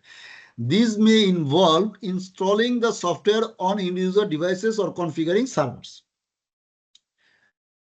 আচ্ছা, maintenance, once deployed the software requires ongoing maintenance and support to address issues, improve functionality and add new features. আপনি যখন নাকি একটা সফটওয়্যার ডিপ্লয় হয়ে যাবে, তখন এই সফটওয়্যারের মধ্যে অনগোয়িং মেইনটেনেন্স থাকবে, সাপোর্ট থাকবে, কোনো ইস্যু থাকলে সেটার সাপোর্ট থাকবে, এটাকে কিভাবে যদি কোনো স্লো থাকে বা কোনো ফাংশনালিটি ব্যবহারে কোনো প্রকারের কোনো ঝামেলা থাকে, অথবা মনে করেন আপনার কোনো মানে একটু একটা ফাংশনে যেতে অনেক ঘুরায় ফিরে যেত, ইউজার এটাকে ইউজার ফ্রেন্ডলি মনে করছে না, সেক্ষেত্রে এটাকে ইমপ্রুভ করে ওই ফাংশনালিটিগুলোকে, এগুলো হচ্ছে সফটওয়্যার লাইফ সাইকেলে মেনটেন্যান্সের মধ্যে পড়ে। অ্যান্ড যদি কোনো নিউ ফিচার অ্যাড করা হয় সেটাতে, এবং কোম্পানি কিন্তু নিজের কোম্পানির মধ্যে লোক রাখে এই জন্য, যে নিত্য নতুন ফিচার আসবে, ডিমান্ড আসবে, সেগুলো ডেভেলপ করা।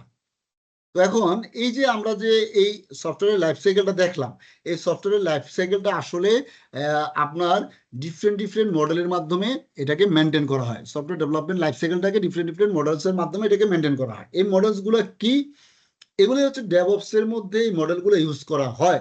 এই মডেলসগুলো কি, একটা হচ্ছে যে ওয়াটারফল মডেল। এই ওয়াটারফল মডেলটা হচ্ছে যে a sequential model where each phases must be completed before the next begins. আপনি একটা মডেল নিয়ে কাজ শুরু করছেন, বা একটা প্রোডাক্ট নিয়ে আপনি কাজ শুরু করেছেন, সফটওয়্যার ডেভেলপ শুরু করেছেন, এই ওয়াটারফল মডেলটা হচ্ছে যে আপনার ওই প্রজেক্টটা শেষ করে আপনি নতুন একটা প্রজেক্টে যাবেন, এটা হচ্ছে ওয়াটারফল। মানে আপনার শুরু থেকে প্ল্যানিং করলেন, তারপরে কোডিং করবেন, ডিজাইন করবেন, কোডিং করবেন, টেস্টিং করবেন, ডিপ্লয় করবেন, মেনটেনেন্স, মানে এটা একেবারে মেনটেনেন্স, মানে এটা আপনার ডিপ্লয় পর্যন্ত একাধারে হয়ে যাবে। এটা হচ্ছে ওয়াটারফল মডেল, মানে পানি যেমন পড়তে থাকলে আর উপরের দিকে ওঠার কোনো সম্ভাবনা নেই, নিচের দিকেই পড়তে থাকবে, এটা হচ্ছে এরকম যে আপনার কন্টিনিউয়াসলি যেতেই থাকবে।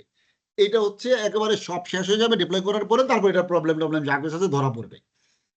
আচ্ছা, ইটারেটিভ মডেল যেটা আছে সেটা হচ্ছে যে model that breaks the deployment into smaller iterations allowing for continuous feedback and refinement. এটা মূলত হচ্ছে যে ছোট ছোট ভাবে ভাগ করা হবে ডিপ্লয়মেন্ট মডেলটাকে ছোট ছোট ভাগ করে, তারপরে আপনার কাজ করবে, ফিডব্যাক নিবে, তারপর হচ্ছে আপনার রিফাইন করে তারপর আবার আগাবে। এই জিনিসটা হচ্ছে এরকম যে আপনার কন্টিনিউয়াস এই জিনিসটা চলতেই থাকবে, কাজের মধ্যে এই জিনিসটা চলতে থাকবে। কিন্তু অ্যাজাইলের মধ্যে হচ্ছে যে a flexible and iterative approach that emphasis collaboration and continuous delivery. Agile মেথোডোলজিটা হচ্ছে এরকম, ধরেন মনে করেন আপনি একটা 4টা মডিউল আপনার কাজ করা হবে, 4টা মডিউলে আপনার কাজ করতে হবে। এখন আপনি ঠিক করলেন হচ্ছে এই টিমটা হচ্ছে প্রথমে ধরেন মনে করেন এইচআর মডিউল নিয়ে কাজ করবে, তো এইচআর মডিউল নিয়ে তারা প্ল্যান করলো, ডিজাইন করলো, কোডিং করলো, তারপর হচ্ছে টেস্ট করলো, তারপরে হচ্ছে আপনার টেস্টে যদি কোনো প্রবলেম ধরা পড়ে এটা আবার প্ল্যানের মধ্যে আসবে, আবার কোডিং হবে, ডিজাইন হবে, কোডিং হবে, ডিজাইন তো হবে না, ডিজাইনের মধ্যে তারপরে কোনো চেঞ্জ করতে হলে চেঞ্জ করবে, তারপর হচ্ছে কোডিং হবে, তারপরে আবার টেস্টিংয়ে যাবে, ঠিক হয়ে গেলে ডিপ্লয়মেন্টে চলে যাবে। ডিপ্লয়মেন্টের থেকে যদি আবার কোনো প্রবলেম আসে আবার প্ল্যানিংয়ে যাবে, এটা এরকমভাবে এজাইল মেথোডোলজিটা ঘুরতে থাকবে। তো এটাই হচ্ছে যে আপনার, তারপর হচ্ছে ওই মডিউলটা শেষ হলে আপনি আরেকটা গ্রুপ করলেন, সেই গ্রুপে আপনি অন্য একটা মডিউল দিতে পারেন, এরকম ভাবে এটা চলতে থাকবে। আরেকটা হচ্ছে যে স্পাইরাল মডেল। স্পাইরাল মডেলটা হচ্ছে a risk driven model that combines element of both waterfall and iterative approaches. এইটা হচ্ছে আপনার একটা রিস্ক ড্রাইভেন মডেল। সেটা হচ্ছে যে আপনার এটার মধ্যে ওয়াটারফলও থাকবে এবং ইটারেটিভটাও থাকবে, দুইটাই থাকবে। তো এই জন্য তো ম্যাক্সিমাম ক্ষেত্রে হচ্ছে বাই আইটি এর ডিমান্ড আনটিল ডেথ থাকবে। আইটি ছাড়া ওয়ার্ল্ড অচল 100%। এটা তো আপনার এখন তো আপনার যে অবস্থা চলে আসছে, এটা ছাড়া তো আইটি ছাড়া মানে আইটির প্রত্যেক আইটি, আপনি দেখেন আপনি টিভি দেখতে যান, টিভির মধ্যে তো আপনার আইটির দরকার আছে, তাই না? দেখবেন যে অনেক কোম্পানির আছে যে আপনার অচল, মানে কোম্পানির বাড়িতে, কোম্পানির মালিকের বাড়িতে এমন সব ডিভাইস সেট আপ করা আছে যেটা নাকি আইটি ছাড়া অচল, ওই বাড়ির জিনিসগুলো। তারপর হচ্ছে আপনি চিন্তা করেন যে নর্মালি আপনার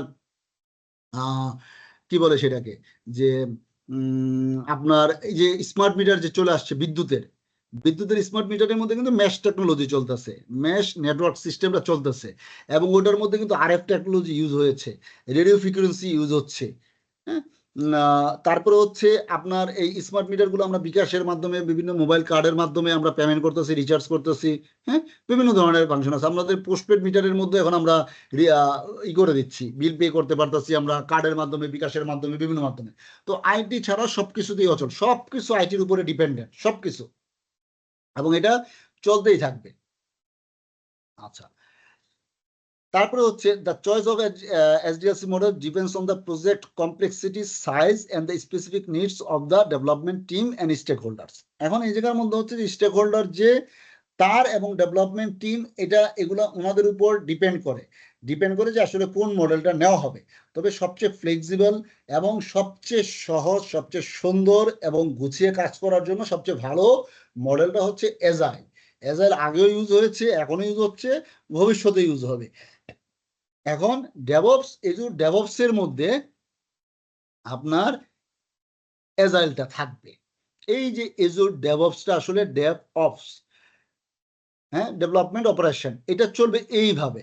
প্ল্যান হওয়ার পরে আপনার কোড হবে, বিল্ড হবে, টেস্ট হবে, রিলিজ হবে, তারপরে ডিপ্লয় হবে, অপারেট করবে, মনিটর হবে। মনিটরে যে যদি কোনো বাগ ধরা পড়লে, কোনো সমস্যা ধরা পড়লে আবার ওটা প্ল্যানের মধ্যে যাবে, আবার ওটা প্ল্যান থেকে আবার কোড হবে, বিল্ড হবে, টেস্ট হবে, রিলিজ হবে, ডিপ্লয় হবে, অপারেট হবে।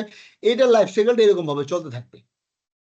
এখন মনে করেন যখন প্রবলেম আসবে, তখন এক্সিস্টিং টিম কিভাবে কাজ করবে, সে যদি অন্য কোনো মডেল নিয়ে কাজ করে, সে কিভাবে কাজ করবে, তারা যদি অন্য কোনো কাজের মধ্যে দেওয়া হয়, তো এগুলো আমরা সলভ করব হচ্ছে আমাদের এজুর ডেভঅপস এর মধ্যে।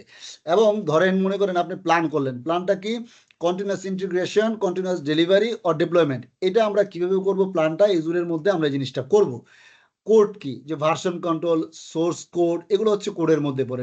বিল্ডের মধ্যে হচ্ছে ডেভেলপমেন্ট, মানে অটোমেশন, আপনি এই জিনিসটা হচ্ছে বিল্ডের মধ্যে পড়ে। টেস্টের মধ্যে তো আপনি কোয়ালিটি কন্ট্রোল করবেন, আপনি টেস্ট করে দেখবেন যে রিকোয়ারমেন্ট অনুযায়ী আপনার ডেভেলপটা ঠিক মতন হয়েছে কিনা। টেস্ট ঠিক হয়ে থাকলে আপনি রিলিজ করবেন, রিলিজ হওয়ার পরে এটা রিলিজ করার পর আপনি ছেড়ে দিলেন, পুল করলেন, এটা গেল হচ্ছে স্ক্রাম মাস্টারের কাছে, যে নাকি মেন টিম লিড, তার কাছে গেল। সে যদি সবকিছু ঠিক থাকে তাহলে এটা ডিপ্লয় করে দিল। ডিপ্লয় করা হচ্ছে কি ইনফ্রাস্ট্রাকচার এজ এ কোড অথবা প্রভিশনিং, কোনো একটা সার্ভারের মধ্যে, আইএস এর মধ্যে অথবা অ্যাপাচির মধ্যে অথবা ক্লাউডের মধ্যে আপনি এটাকে ডিপ্লয় করলেন।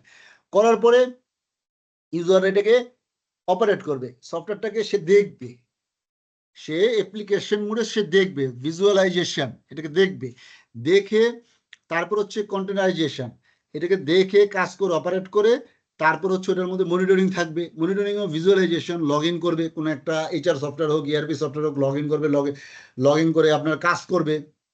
কাজ করার পর ওগুলোর মধ্যে যে প্রবলেম আসবে, সেই প্রবলেমগুলা, বাগগুলা ধরে আবার প্ল্যানিং সেক্টরে দিবে। হ্যাঁ, কারণ একটা যতই টেস্ট করে দেওয়া হোক, রিলিজ হওয়ার পর আবার প্রবলেম আসতে পারে, তাই না? এটা আমরা যারা নাকি সফটওয়্যারে কাজ করি, তবে আইটিতে কাজ করি, আইটিতে কাজ করে দেওয়ার পর আমরা দেখেছি অনেক এই জিনিসটাই, যেটা হয়, এটা স্বাভাবিক একটা ব্যাপার, যে আপনি হচ্ছে সফটওয়্যার টিম একটা ধরেন একটা টেস্ট করলো, কিন্তু এটা রিলিজ করার পরে অন্য কিছুর সাথে কনফ্লিক্ট করলো, অথবা মনে করেন দেখা গেছে যে 5 জন ইউজার ইউজ করে এক জিনিস, লোড টেস্ট করে এক জিনিস, আরেকটা হচ্ছে আপনার রিয়েল লাইফে ছাড়া এক জিনিস, তখন অনেক প্রবলেম আসতে পারে। তো এই লাইফ সাইকেলে আপনার চলতে থাকবে। এখন বলতে পারেন যে ডেভঅপসের সাথে ক্লাউডের কি সম্পর্ক? ডেভঅপসের সাথে ক্লাউডের সম্পর্ক হচ্ছে, ধরেন একটা সাইকেলের প্রথম চাকাটা যদি হয় পিছনের ক্লাউড, পরের চাকাটা হচ্ছে ডেভঅপস। এই দুইটা ছাড়া আপনি সফটওয়্যারের ক্ষেত্রে, মানে এটা আপনার এখন, এটা আমি ক্লাউড বলতে যে এজুর বলছি তা কিন্তু না, এখানে আপনার এডাব্লিউএসও হতে পারে, এখানে আপনার যদি ওহাও ক্লাউডের সুবিধা দিতে পারে, ওহাও ক্লাউড হতে পারে। এই সুবিধাটা যদি আপনার ওরাকল দেয়, গুগল দেয়, যেই দেখ, তার কাছে যার কাছে দেবে, মানে যেই সুবিধাটা দেবে তার জন্যই হতে পারে। এখন এজুর ডেভঅপসের মধ্যে এটা আপনার এই দুটো জিনিসই আছে, ক্লাউড ফেসিলিটিও আছে, এবং আপনার ডেভঅপসের যে আপনি অ্যাজাইল মেথোডোলজিতে কাজ করবেন, এই জন্য অ্যাজাইল মডেলটা মেনটেন করার জন্য যা যা দরকার সবকিছুই, সবগুলো টুলসই এজুরের ডেভঅপসের মধ্যে আছে, এবং ক্লাউডের মধ্যে ওই ডেভঅপসে কাজ করে ক্লাউডের মধ্যে ইমপ্লিমেন্ট করা, ডিপ্লয় করার অপশনগুলো আছে, সবকিছু আপনি একটা প্ল্যাটফর্মের মধ্যে পেয়ে যাবেন। তো এই পেয়ে যাওয়াটাই হচ্ছে একটা সাইকেলের মতন বোঝানো হয়েছে, তো দুই চাকাই দরকার। এখন আমরা এই জায়গার মধ্যে আসি যে আপনাদের এটা হচ্ছে মানে কেউ শিখেন এখানে, না শিখেন অন্য জায়গায় শিখেন, কিন্তু আপনি এটা জানেন যে এজুর ডেভঅপস ইঞ্জিনিয়ারিং এক্সপার্ট, আপনি এই সার্টিফিকেটটা যদি আপনি পেতে চান, মাইক্রোসফট সার্টিফাইড, এই সার্টিফিকেটটা পেতে চাইলে আপনার দুইটা এক্সাম দিতে হবে। এই সার্টিফিকেটটা পেতে চাইলে আপনার দুইটা এক্সাম দিতে হবে। দুইটা এক্সামের মধ্যে একটা হচ্ছে যে আমরা যেটা নাকি আমি এখানে দিয়েছি, যে designing and implementing Microsoft DevOps solution, এই মাইক্রোসফট ডেভঅপস সলিউশনটা আপনাদের করানো হবে। এটার জন্য যাদের নাকি এজুর অ্যাডমিনিস্ট্রেটর করা আছে তাদের তো করাই আছে, এখন যাদের করা নাই তাদেরকে আমি এজুর পোর্টালের ধারণা দিয়ে, কাজ করার মতন এক্সপিরিয়েন্স দিয়েই এজুর পোর্টালে আমি ডেভঅপসের কাজটা শুরু করব। কারণ এরকম হলো ডেভঅপসের কাজ করাই গেলাম, কিন্তু আপনারা এজুর পোর্টালে আসলে পুরোপুরি আপনারা অভ্যস্ত হতে পারছেন না, কাজ করতে পারছেন না, সেক্ষেত্রে সমস্যা হয়ে যাবে। এই জন্য আগে এজুর পোর্টালের আমি ওই পরিমাণ কাজ শিখে তারপরে হচ্ছে আপনার এজুর ডেভঅপসের মধ্যে নিয়ে যাব, কিন্তু সেটা কিন্তু আপনার এজুর এজেড 104 এক্সাম দেওয়ার মতো না। এটা হচ্ছে এজেড 400 কাজ করার জন্য আপনার যতটুকু উপযোগী ততটুকু করাবো। আচ্ছা, এছাড়াও কারো যদি এজুর ডেভেলপার দেওয়া থাকে 204, সেটাও আপনি দিয়ে সরাসরি আপনি এজেড 400 এক্সামটা দিতে পারেন। দিলে এই দুইটা এক্সামের ভিত্তিতে আপনার এই সার্টিফিকেটটা পাবেন, এজুর ডেভঅপস ইঞ্জিনিয়ার। আপনি শুধু একটা এক্সাম দিয়ে এই সার্টিফিকেটটা পাবেন না, দুইটা এক্সাম দিলে আপনি এই সার্টিফিকেটটা পাবেন। এখন আপনার 204 দেওয়া থাকলে আপনি এই এক্সামটা দিলে পাবেন, 104 দেওয়া থাকলে আপনি এটা পাবেন। এখন আপনার এই জায়গার দুইটা 104 204 দুইটার একটা এক্সাম দেওয়া নাই আপনার, সেই ক্ষেত্রে আপনি কি করবেন? সেই ক্ষেত্রে হচ্ছে আপনার মনে করেন আপনি ডেভেলপার হবেন, আপনি ডেভঅপস ইঞ্জিনিয়ার হবেন, এজুরের সলিউশন আর্কিটেক্ট হবেন, আপনি এজুরের সিকিউরিটিতে কাজ করবেন, আপনি যা কিছুই করেন আপনার এজুর অ্যাডমিনিস্ট্রেটরটা আপনার জানতে হবে। এটা একেবারে বাধ্যতামূলক। এজুর ডেভঅপস মানে বাধ্যতামূলক বলতে আমি এই জন্য বলছি, যেটা আমি মনে করি আর কি, যে আমার লাইফে আমি যত বছর ধরে আমি ক্লাউডে কাজ করছি, আমার রিয়েল লাইফ এক্সপিরিয়েন্স থেকে আমি বলছি যে এজুর অ্যাডমিনিস্ট্রেটরটা আপনার জানা পুরোপুরি দরকার। আচ্ছা, এখন মনে করেন যার করা আছে তার তো করা আছে, যার করা নাই সে এই কোর্সটা এটার সাথেই আপনি করতে পারেন, এটার সাথেই আমি করাতে পারি। কিন্তু আপনার খেয়াল রাখতে হবে, অবশ্যই দুইটা এক্সাম আপনাকে দিতে হবে ডেভঅপস ইঞ্জিনিয়ার হতে গেলে, ইঞ্জিনিয়ার এক্সপার্ট হতে গেলে আপনার দুইটা এক্সাম দিতে হবে, এজেড 400 এবং 104। যদি 104 বা 204 দেওয়া থাকে তাহলে একটা দিলেই হবে, আর দুইটার একটা দেওয়া না থাকলে আপনার দুইটা এক্সামই দিতে হবে। এখন মাইক্রোসফট এজুর অ্যাডমিনিস্ট্রেটরের এটার এক্সাম কস্ট কত? এটার এক্সাম কস্ট হচ্ছে বাংলাদেশের টাকায়, বাংলাদেশ, ইন্ডিয়া, পাকিস্তান, শ্রীলঙ্কা এইসব দেশের জন্য হচ্ছে $80। এটা আপনি যদি মনে করেন যে কোনো ভাউচার কিনতে গেলে $80, এগুলা ক্লাউড থেকে আপনি সরাসরি কিনতে গেলে এগুলার ট্যাক্স আসে, কারণ আপনার আমার তো ট্যাক্স এক্সাম হওয়ার কোনো অপশন নাই, আমাদের 15% ট্যাক্স কাটবে।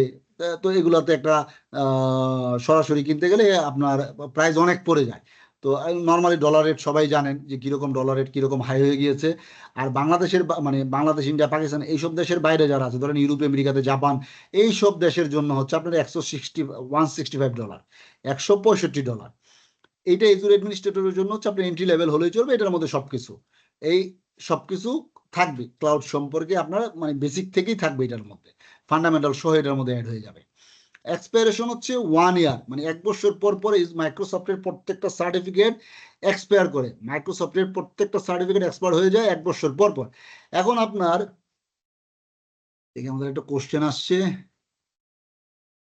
কমেন্টস আসছে। আচ্ছা, কস্ট অফ দি এক্সাম, এটা নিয়ে আলোচনা হচ্ছে। মাইক্রোসফটের প্রত্যেকটা এক্সাম ফান্ডামেন্টাল ছাড়া বাংলাদেশে প্রত্যেকটা এক্সাম হচ্ছে আপনার $80 করে বাংলাদেশের জন্য। বাংলাদেশ, ইন্ডিয়া, পাকিস্তান, শ্রীলঙ্কা, এগুলো যেগুলো বললাম, নাইজেরিয়া, এগুলোর জন্য হচ্ছে $80 করে। এখন এই $80 দিয়ে ভাউচার আপনি কিনতে পারবেন না, আপনি আমি কিনতে পারবো না। বাংলাদেশের পোর্টাল হলে আমরা পিয়ারসন ভিউ থেকে কিনতে পারবো না, বাংলাদেশের অ্যাকাউন্ট হলে পিয়ারসন ভিউ থেকে কিনতে পারবো না। কার্ড যদি ইউএসএ থেকে ইউজ করে কোনো সমস্যা নেই, কিনতে পারবে না বাংলাদেশের অ্যাকাউন্ট হলে। কিন্তু বাংলাদেশের অ্যাকাউন্ট না, মানে বাংলাদেশ, তারপর হচ্ছে আপনার ইন্ডিয়া, ধরেন আপনার ওই যে নাইজেরিয়া, পাকিস্তান, এইসব দেশ হলে পিয়ারসন এগুলোর ক্রেডিট কার্ডটা অ্যালাউ করে না।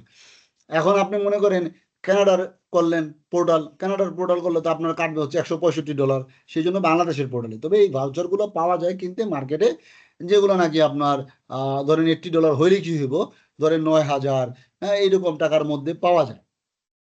এগুলোর মধ্যে পাওয়া যায়, সবগুলোই 1 বছরের মধ্যে এক্সপায়ার করবে। কিন্তু এক্সপায়ার বলতে হচ্ছে যে এটা যে বাতিল হয়ে যাবে তা না। আপনার ডেট, যেমন আপনি আজকের ডেটে 16 তারিখে, মে মাসের 16 তারিখে আপনি এক্সাম দিলেন, আগামী বছর মে মাসের 15 তারিখে এটা এক্সপায়ার হয়ে যাবে। তার মানে যে হয়ে যাবে তা না, আপনাকে 6 মাস আগে ডিসেম্বরে আপনাকে ইনফর্ম করবে যে আপনার মে মাসের 15 তারিখে এটা এক্সপায়ার হয়ে যাবে। আপনাকে 6 মাস আগে ডিসেম্বরের 15 তারিখে আপনাকে ইনফর্ম করবে মেলের মাধ্যমে। এখন আপনি এটার মধ্যে আপনি এক্সাম দিবেন। এক্সামটা কি অনলাইন এক্সাম বাট অফলাইন। কিরকম? ক্যামেরা অন থাকবেন, ক্যামেরা অন থাকবেন, আপনি আপনার ল্যাপটপে বসে এক্সাম দিবেন। Exam 50% pass. আপনি 6 মাস ধরে প্রতিদিন এক্সাম দিতে পারবেন। আজকে দিয়ে ফেল করলেন, আগামীকালকে আবার দিবেন, আগামীকালকে দিয়ে ফেল করলেন, আবার দিবেন। এখন ফেল না করার উপায় কি? এগুলো সম্পর্কে ডকুমেন্ট দেওয়া আছে, বা অনেক পলিসি আছে যেগুলো আপনি মেনটেন করতে পারেন। ডকুমেন্ট দেওয়া আছে যে এই ডকুমেন্টগুলোর উপরেই কোশ্চেন হবে, ওগুলো দেখে আপনি পরে এক্সাম দিতে পারেন, বা অন্য কোনো জিনিস মেনটেন করে। কারণ এখানে ক্যামেরা অন থাকবে না, অফলাইনে আপনি এক্সাম দিবেন, অনলাইন পোর্টালের মাধ্যমে এক্সাম দিবেন, কিন্তু এটা অফলাইনে কোনো ক্যামেরা ট্যামেরা অন থাকবে না। আপনি এক্সাম দিতে পারবেন, দিয়ে স্টাডি করে করে আপনি এক্সাম দিবেন, সারাদিন লাগায় আপনি এক্সাম দিলেন, কোনো সমস্যা নাই। 1 বছরের মানে তখন আর এগুলো রিটায়ারমেন্ট, এবং উইদাউট কস্ট, কোনো খরচ নাই। রিনিউ করতে কোনো প্রকারের কোনো খরচ নাই, রিনিউর জন্য কোনো খরচ নাই। এটা আপনার উইদাউট এনি কস্ট আপনি রিনিউ করতে পারবেন প্রতি বছরই। আচ্ছা, তারপর হচ্ছে অ্যাডমিনিস্ট্রেটর অ্যাসোসিয়েটের মধ্যে 40 থেকে 60টা যদিও লিখেছি, আসে 40টা 45টা, কিন্তু এটা রেয়ার। মূলত 60, 63, 62, 60 এরকমই কোশ্চেন আছে।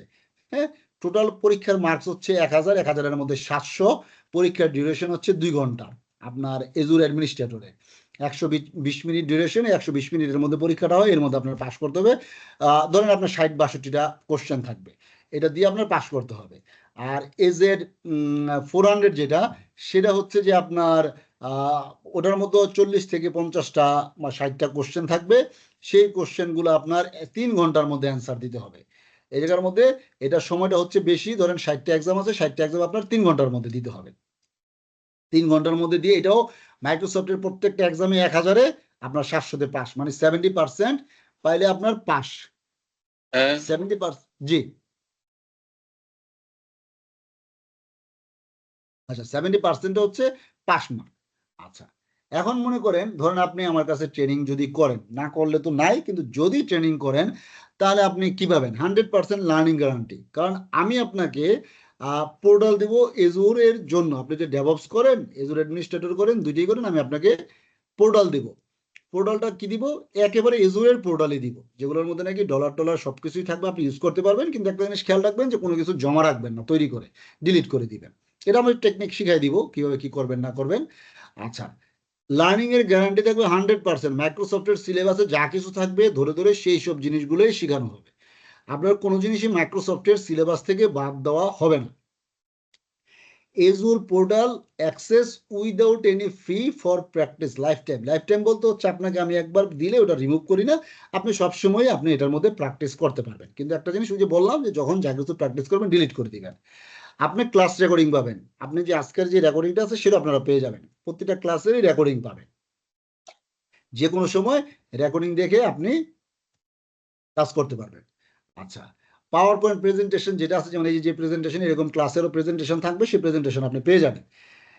You can make up the missed classes in any subsequent batch. আপনি পরবর্তী যে কোনো ব্যাচের সাথে যদি কোনো চান আপনি এই ক্লাসটা আরেকবার আপনি করবেন সরাসরি, যদিও রেকর্ডিং আছে, তারপর যদি চান আপনি সরাসরি করবেন, পরবর্তী যে কোনো ব্যাচে আপনি এই ক্লাসটা করে নিতে পারবেন, কোনো সমস্যা নেই। আপনি চাইলে পরবর্তী ব্যাচে অ্যাটেন্ড হয়ে আপনার 2টা হোক 5টা হোক যে কটা ক্লাস আছে আপনি করতে পারবেন, সমস্যা নেই। You can contact me directly at any time for any problem through WhatsApp messages. এখন দেখেন আমি জব করি, ব্যবসা করি, যা কিছুই করি বা ট্রেনিং নেই, আমি যা কিছুই করি এর সাথে আপনারা আমাকে সরাসরি, যেহেতু আমি সরাসরি শিখাচ্ছি, আমার সাথে সরাসরি যে কোনো সময় কন্ট্যাক্ট করতে পারবেন। তবে সেটা অবশ্যই আগে একটা মেসেজ দিয়ে নেবেন। আমি যদি সময় সাথে সাথে ফ্রি থাকি, সাথে সাথে আমি রেসপন্স করবো। যদি আমি 1 ঘন্টা পরে ফ্রি হই, আমি 1 ঘন্টা পরেই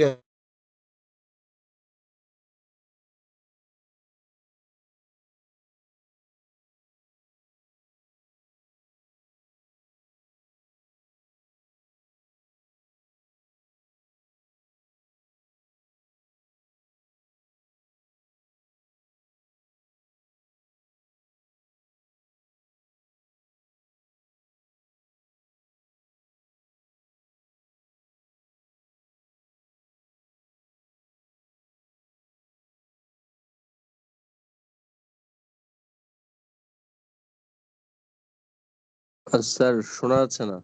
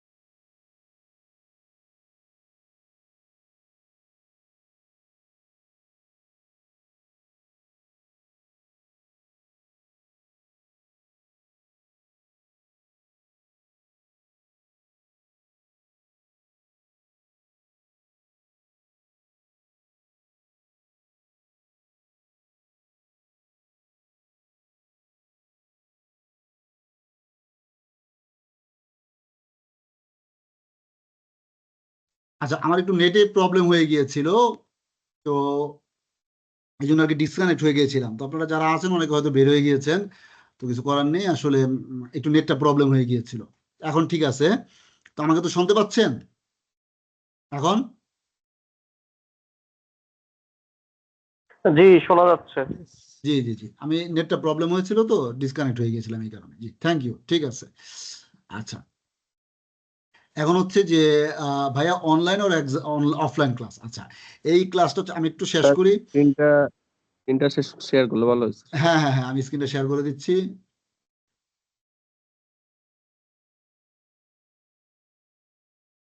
আচ্ছা, আমি একটু ওইটা আমি আসতেছি, আপনার ক্লাসের মেথডটাতে আমি আসতেছি।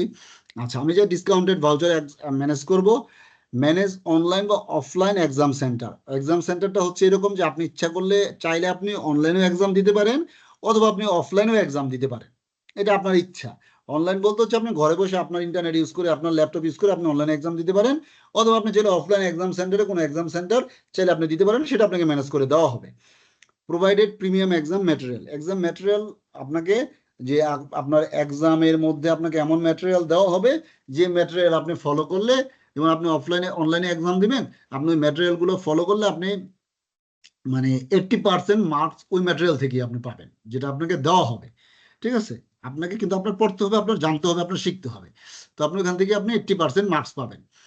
আর আপনি যদি মনে করেন, আপনাকে এই জন্য আমি 100% পাস গ্যারান্টি দিচ্ছি, কারণ হচ্ছে যে আপনি ম্যাটেরিয়াল যদি পড়েন একেবারে 100% আপনি মানে 80% আপনি বলে কয়ে আপনি গ্যারান্টি পাবেন পড়া, মানে ওই প্রিমিয়াম যেই আপনাকে ডাম্পস দেওয়া হবে সেটার আপনি 80% কমন পাবেন সেখান থেকে, এটা একেবারে গ্যারান্টেড, আপনার কোনো প্রকারের কোনো মিস নাই। আপনি 80% ইভেন আপনি 90%ও পেতে পারেন কমন। ঠিক আছে, আচ্ছা। কিন্তু একটা জিনিস, যে 90% কমন পেলেও আপনার ধরেন আপনি 100% কমন পেলেন, তাও কিন্তু পাস মার্ক কিন্তু আবার 100 আসবে না, মানে 1000 আসবে না। মাইক্রোসফটের এটা একটা পলিসি, এটাতে পাস মার্ক আসে না, এত আসে না। আচ্ছা, তো এই হচ্ছে আপনি 10টা ফেসিলিটি, সাথে হচ্ছে আরো অন্যান্য যখন যেটা পারবো, আসলে যেভাবে পারবো সেভাবে আপনাকে আমি ফেসিলিটি দেওয়ার চেষ্টা করব। আচ্ছা, এখন ধরেন ক্লাসটা আসলে এটা সম্পূর্ণই অনলাইন ক্লাস, এবং ক্লাসটা হবে হচ্ছে আপনার রাত 9টা থেকে 11টা পর্যন্ত। 9টা থেকে 11টা পর্যন্ত ক্লাসটা হবে। প্রতি আপনার এই জায়গার মধ্যে ধরেন আমি এটা বলি যে প্রতি রবিবার এবং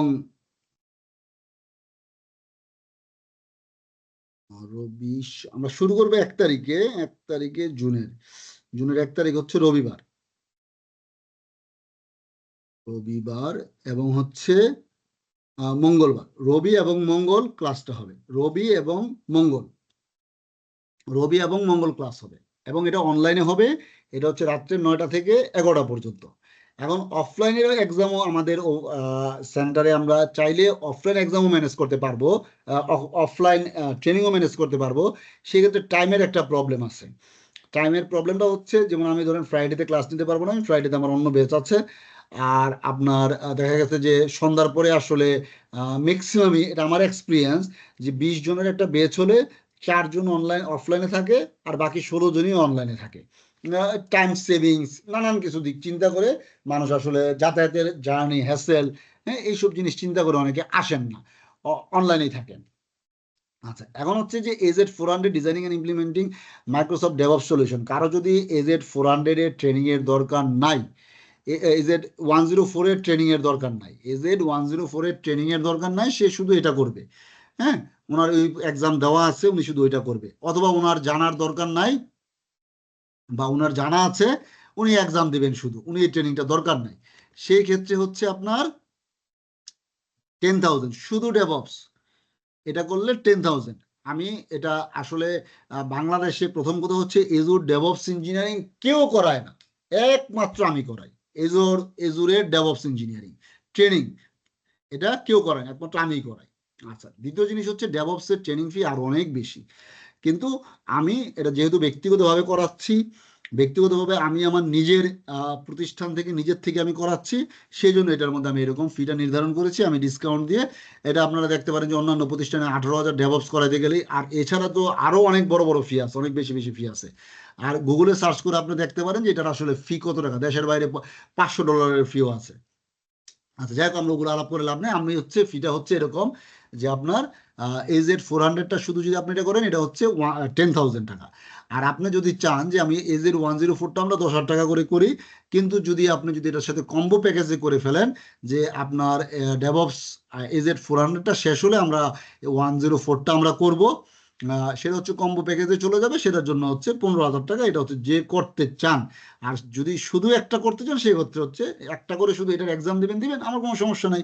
আপনি ডান্স চাইলে আমি ডান্স ম্যানেজ করে দিব, আপনি ভাউচার চাইলে আমি ভাউচার ম্যানেজ করে দেবো, কোনো সমস্যা নেই। সেটা হচ্ছে ফিটা হচ্ছে ডেভঅপসের এটা, আর যদি কম্বো চান সেই ক্ষেত্রে হচ্ছে 15,000 টাকা।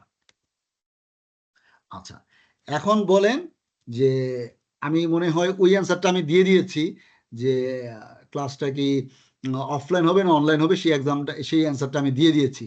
এখন কারো কোনো কোশ্চেন আছে কিনা যে ওই জায়গার মধ্যে আসলে প্রায় 66% আসলে ফিল আপ করেছিলেন, আপনার প্রায় 60 টিক চিহ্ন দিয়েছেন যে আমি কোর্সটা করতে আগ্রহী। তো আসলে তো আমি জানি যে এত মানুষ এই কোর্সটা করবেন না, অনেকেই হয়তো সেমিনার অংশগ্রহণ করেন। ইভেন আমি এটার মধ্যে ফ্রি ওয়ার্কশপ লিখি নাই, কারণ কি ফ্রি ওয়ার্কশপ লেখার উদ্দেশ্য হচ্ছে এটাই যে ফ্রি না লেখার উদ্দেশ্য হচ্ছে ফ্রি দেখলে এরকম আছে যে এইচএসসি পাস, সে লিঙ্কডিনে আছে বা সে কোনোভাবেই মেসেজটা পেয়েছে বা ব্যানারটা দেখেছে, দেখে সে আচ্ছা। সাইদুল আমিন ভাই উনি জিজ্ঞেস করেছেন 15,000 টাকা কি with Microsoft certificate or without certificate. আচ্ছা, দুইটা এক্সামের ফি হচ্ছে 80 plus 80 equal to $160 without tax. এখন আপনি ট্যাক্সটা আপনি হিসাব করে নেবেন। এই হচ্ছে এক্সাম ফি, এই হচ্ছে এক্সাম ফি। কোনো যদি আপনি সেন্টারে এক্সাম দিতে চান অফলাইনে, সেক্ষেত্রে সেন্টার ফি আছে একটা, এগুলোর বাইরে সেন্টার ফি অ্যাড হবে, ভাউচারের বাইরে। হ্যাঁ, আর হচ্ছে আপনার এই ইসের কি বলে, এখন ওইটা যেমন মনে করেন $80 $80 পড়বে না, আমি ম্যানেজ করলে কিছু কমে ম্যানেজ করতে পারবো। আর আপনি যদি অফলাইনে এক্সাম দেন সেক্ষেত্রে আপনার ওই যে সেন্টার ফি আসবে সাথে। এটা সম্পূর্ণই হচ্ছে আপনার সার্টিফিকেশন ছাড়া, প্রশ্নই আসে না সার্টিফিকেশন সহ 15,000 টাকা। এটা সম্ভবই না।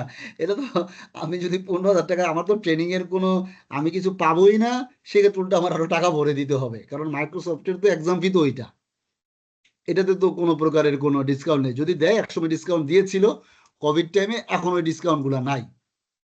যদি দেয়, এরকমও আছে যে আপনার এক্সামের ভাউচার ফ্রিতে পাওয়া যায়, এক্সামের ভাউচার ফ্রিতে পাওয়া যায়। যদি কেউ এরকম থাকে, মানে এরকম হয়, সুযোগ আসে এক্সামের ভাউচার যখন ফ্রি দিবে আমি জানাবো। আমার গ্রুপ আছে, আমাদের যারা ক্লাস করেন তাদের গ্রুপ আছে, তাদের মধ্যে আমি জানাবো। আচ্ছা, how many days to complete this training? এটা হচ্ছে আপনার ধরেন 2.5 মাসের মতন লাগবে শুধু ডেভঅপসটা করতে। শুধু ডেভঅপস আপনি দুইটা মিলাই কম্বো করলে 3 মাসের মতন সময় লাগবে। 3 মাস, ধরেন একটা দুইটা ক্লাস এদিক সেদিক, 3 মাসের মানে 3 মাসে শেষ হবে আর কি, যদি কম্বোটা করেন। আর যদি আপনি শুধু ডেভঅপস ইঞ্জিনিয়ারিংটা করেন, সেক্ষেত্রে হচ্ছে 15-2 মাসের মতন সময় লাগবে, 15-2 মাস থেকে 2 মাস। সেটা ক্লাসের আসলে ডিপেন্ড করে যে আসলে কে কতটুকু নিতে পারলো, কতক্ষণে আমরা আসলে শেষ করতে পারলাম একটা টপিক, সেটা। Irfanuddin sir, I want to take certificate, then how much shall I have to pay? আচ্ছা, ওই যে বললাম যে আপনার যদি দুইটা আপনি দেন, সেক্ষেত্রে হচ্ছে 15,000 টাকা পে করতে হচ্ছে আপনার ট্রেনিং এর জন্য। এখন আপনি যদি অফলাইন এক্সাম দেন, সাপোজ অফলাইন এক্সাম দিতে গেলে আপনার ভাউচার, আপনার এক্সাম সেন্টার, এগুলা সহ আপনার পড়ে যাবে হচ্ছে প্রায় 12,000 টাকার মতন। আর যদি অনলাইনে দিতে যান, সেক্ষেত্রে আপনার ভাউচারের দামটাই, কারণ আপনার ল্যাপটপ, আপনার ইন্টারনেট, আপনার বাসা, আপনার কারেন্ট, আপনার ইলেকট্রিসিটি, সব তো আপনি আপনারটা ইউজ করে এক্সাম দেবেন। সেই ক্ষেত্রে আপনার ভাউচারের দাম মনে করেন 9,000 টাকা, আসলে 9,000 টাকাই। এখানে $80 কোনো ইস্যু না, আমি ভাউচারটা ব্যবস্থা করবো ওইভাবে যেন কমে, যত কমে পারা যায়। যদি 8,000 টাকায় পারা যায়, 8,000 টাকায় ব্যবস্থা করব। যদি 9,000 টাকায় পাওয়া যায়, 9,000 টাকায়, যখন যেটা পাওয়া যাবে সেই টাকা দিয়ে আমি ব্যবস্থা করব। আচ্ছা, আর হচ্ছে আহ, কি বলে, আচ্ছা, এখন আপনি হিসাব করেন যে আপনি যদি অনলাইনে এক্সাম দেন, সাপোজ ধরেন 9 9 18, 18 আর 15, 18 আর 15 হচ্ছে আপনার 33,000 টাকা। এখন 33,000 টাকা, এখন আপনি যদি বাসায় পরীক্ষা দেন, দুইটার জন্য আপনার ভাউচার, আরো ডান্সের আপনি পড়ালেখা করবেন, আপনার এক্সাম পাসের জন্য আপনার ডান্স ম্যানেজ করতে হবে। তো ডান্স, এখন মনে করেন আপনারা সাপোজ ধরেন 10 জন পরীক্ষা দিবেন, সাপোজ এখন একটা প্রিমিয়াম ডান্স কিনতে আমার গেল 4,000 টাকা, সাপোজ ধরেন, উদাহরণস্বরূপ বললাম। এরকম এর মধ্যে 2-4-500 টাকা এদিক সেদিক দাম, 4,000 টাকা। এবং 10 জনের, এটা পিডিএফ কপি, তো ওই একটা কপি কিনেই 10 জনে আপনারা ডিস্ট্রিবিউট করে নিতে পারেন। ওই তখন দেখা যাচ্ছে 4,000 টাকা ডান্সে 400 টাকা পড়ে গেল পার পার্সন। তো ধরেন মনে করেন, সাপোজ ধরেন দুইটা ডান্সের জন্য আপনার 1,000 টাকা যাবে, আনুমানিক ধরে রাখেন, আমি রাউন্ড ফিগার করে বললাম, 1,000 টাকা যাবে দুইটা ডান্সের জন্য। আর হচ্ছে আপনার 33, ধরেন আপনার এই দুইটা পরীক্ষা, দুইটা ট্রেনিং, আপনার সবকিছু মিলাই হচ্ছে 34,000 টাকার মতন অ্যাপ্রক্সিমেট খরচ হবে যদি আপনি অনলাইনে এক্সাম দেন। আর যদি অফলাইন এক্সাম দেন, তাহলে আপনি ধরেন হচ্ছে প্রায় 40,000 টাকা, 39,000 টাকা, 5,000 টাকা কম আর বেশি। অফলাইন এক্সাম দিলে 5,000 টাকা বেশি, অফলাইন এক্সাম না দিলে, অনলাইন এক্সাম দিলে আপনার 5,000 টাকা কম, কিন্তু আপনার পাশের রিস্কটা বেশি। পাশের রিস্ক বেশি। কিভাবে রিস্ক বেশি? রিস্কটা বেশি হচ্ছে এইভাবে যে আপনি নিজের পরীক্ষা নিজে দিবেন, আপনি ক্যামেরার সামনে বসে দিবেন, ক্যামেরা থেকে এদিক সেদিক হয়ে গেলে এক্সাম বাতিল হয়ে যাবে। আপনার কোনোভাবে কোনো আপনার বন্ধ রুমের মধ্যে দিতে হবে। কোনো কারণে যদি সন্দেহ পোষণ করে প্রক্টর, তখন আপনার এক্সাম বাতিল করে দিতে পারে যে কোনো কারণে। আচ্ছা, তারপর হচ্ছে ইন্টারনেট চলে গেলো, এগুলো নানান প্রবলেম হতে পারে বাসায় বসে দিলে। কারণ যেমন এখনই আমার ক্লাস চলাকালীন ইন্টারনেট চলে গিয়েছিল, আমি সাথে সাথে খেয়াল করাতে আমি ইসেতে কানেক্ট করলাম, হটস্পট থেকে কানেক্ট করে নিলাম। তো এই জন্য আর কি এগুলো সমস্যা, কিন্তু সেন্টার থেকে পরীক্ষা দিলে এই ধরনের প্রবলেম নাই, এগুলোর কোনো রিস্ক নাই।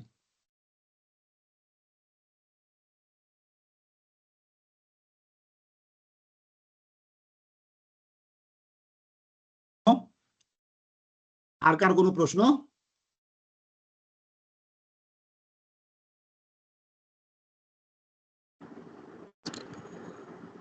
স্যার ট্রেনিংটা যেটা বললেন স্যার রবি আর মঙ্গলবার, স্যার রবি যেহেতু রবিবারে ক্লাস নেবেন, ওখানে অনেক কিছু পড়ার ব্যবস্থা থাকবে স্যার, এটা স্যার মঙ্গলবার না করে বুধবার করা যায় না স্যার?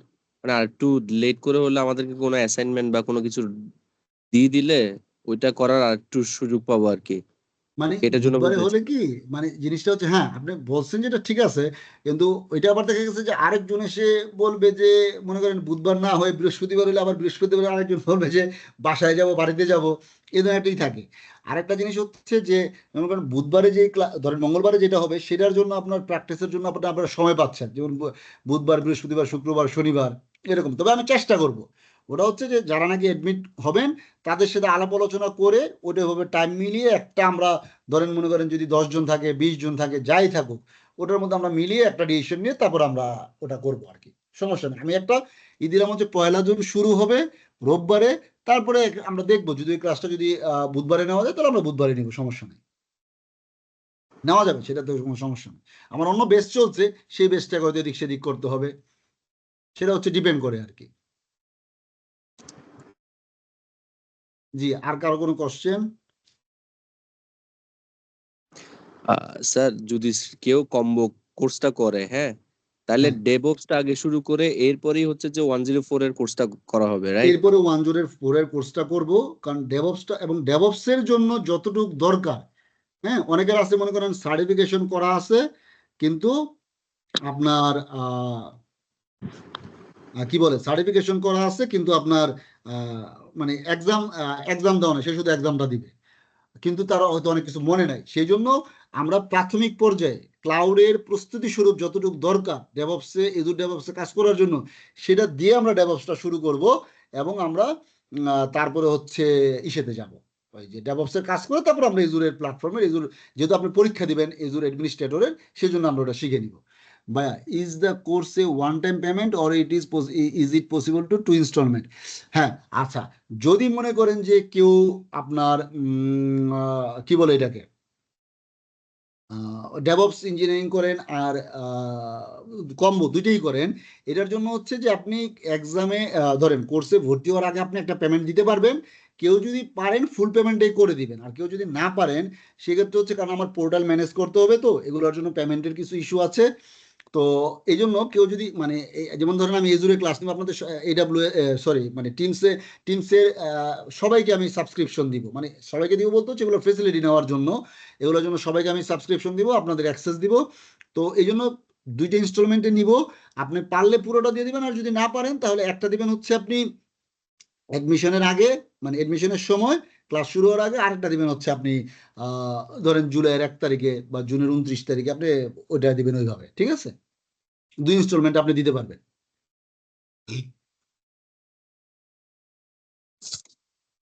আর কারো কোনো কোশ্চেন?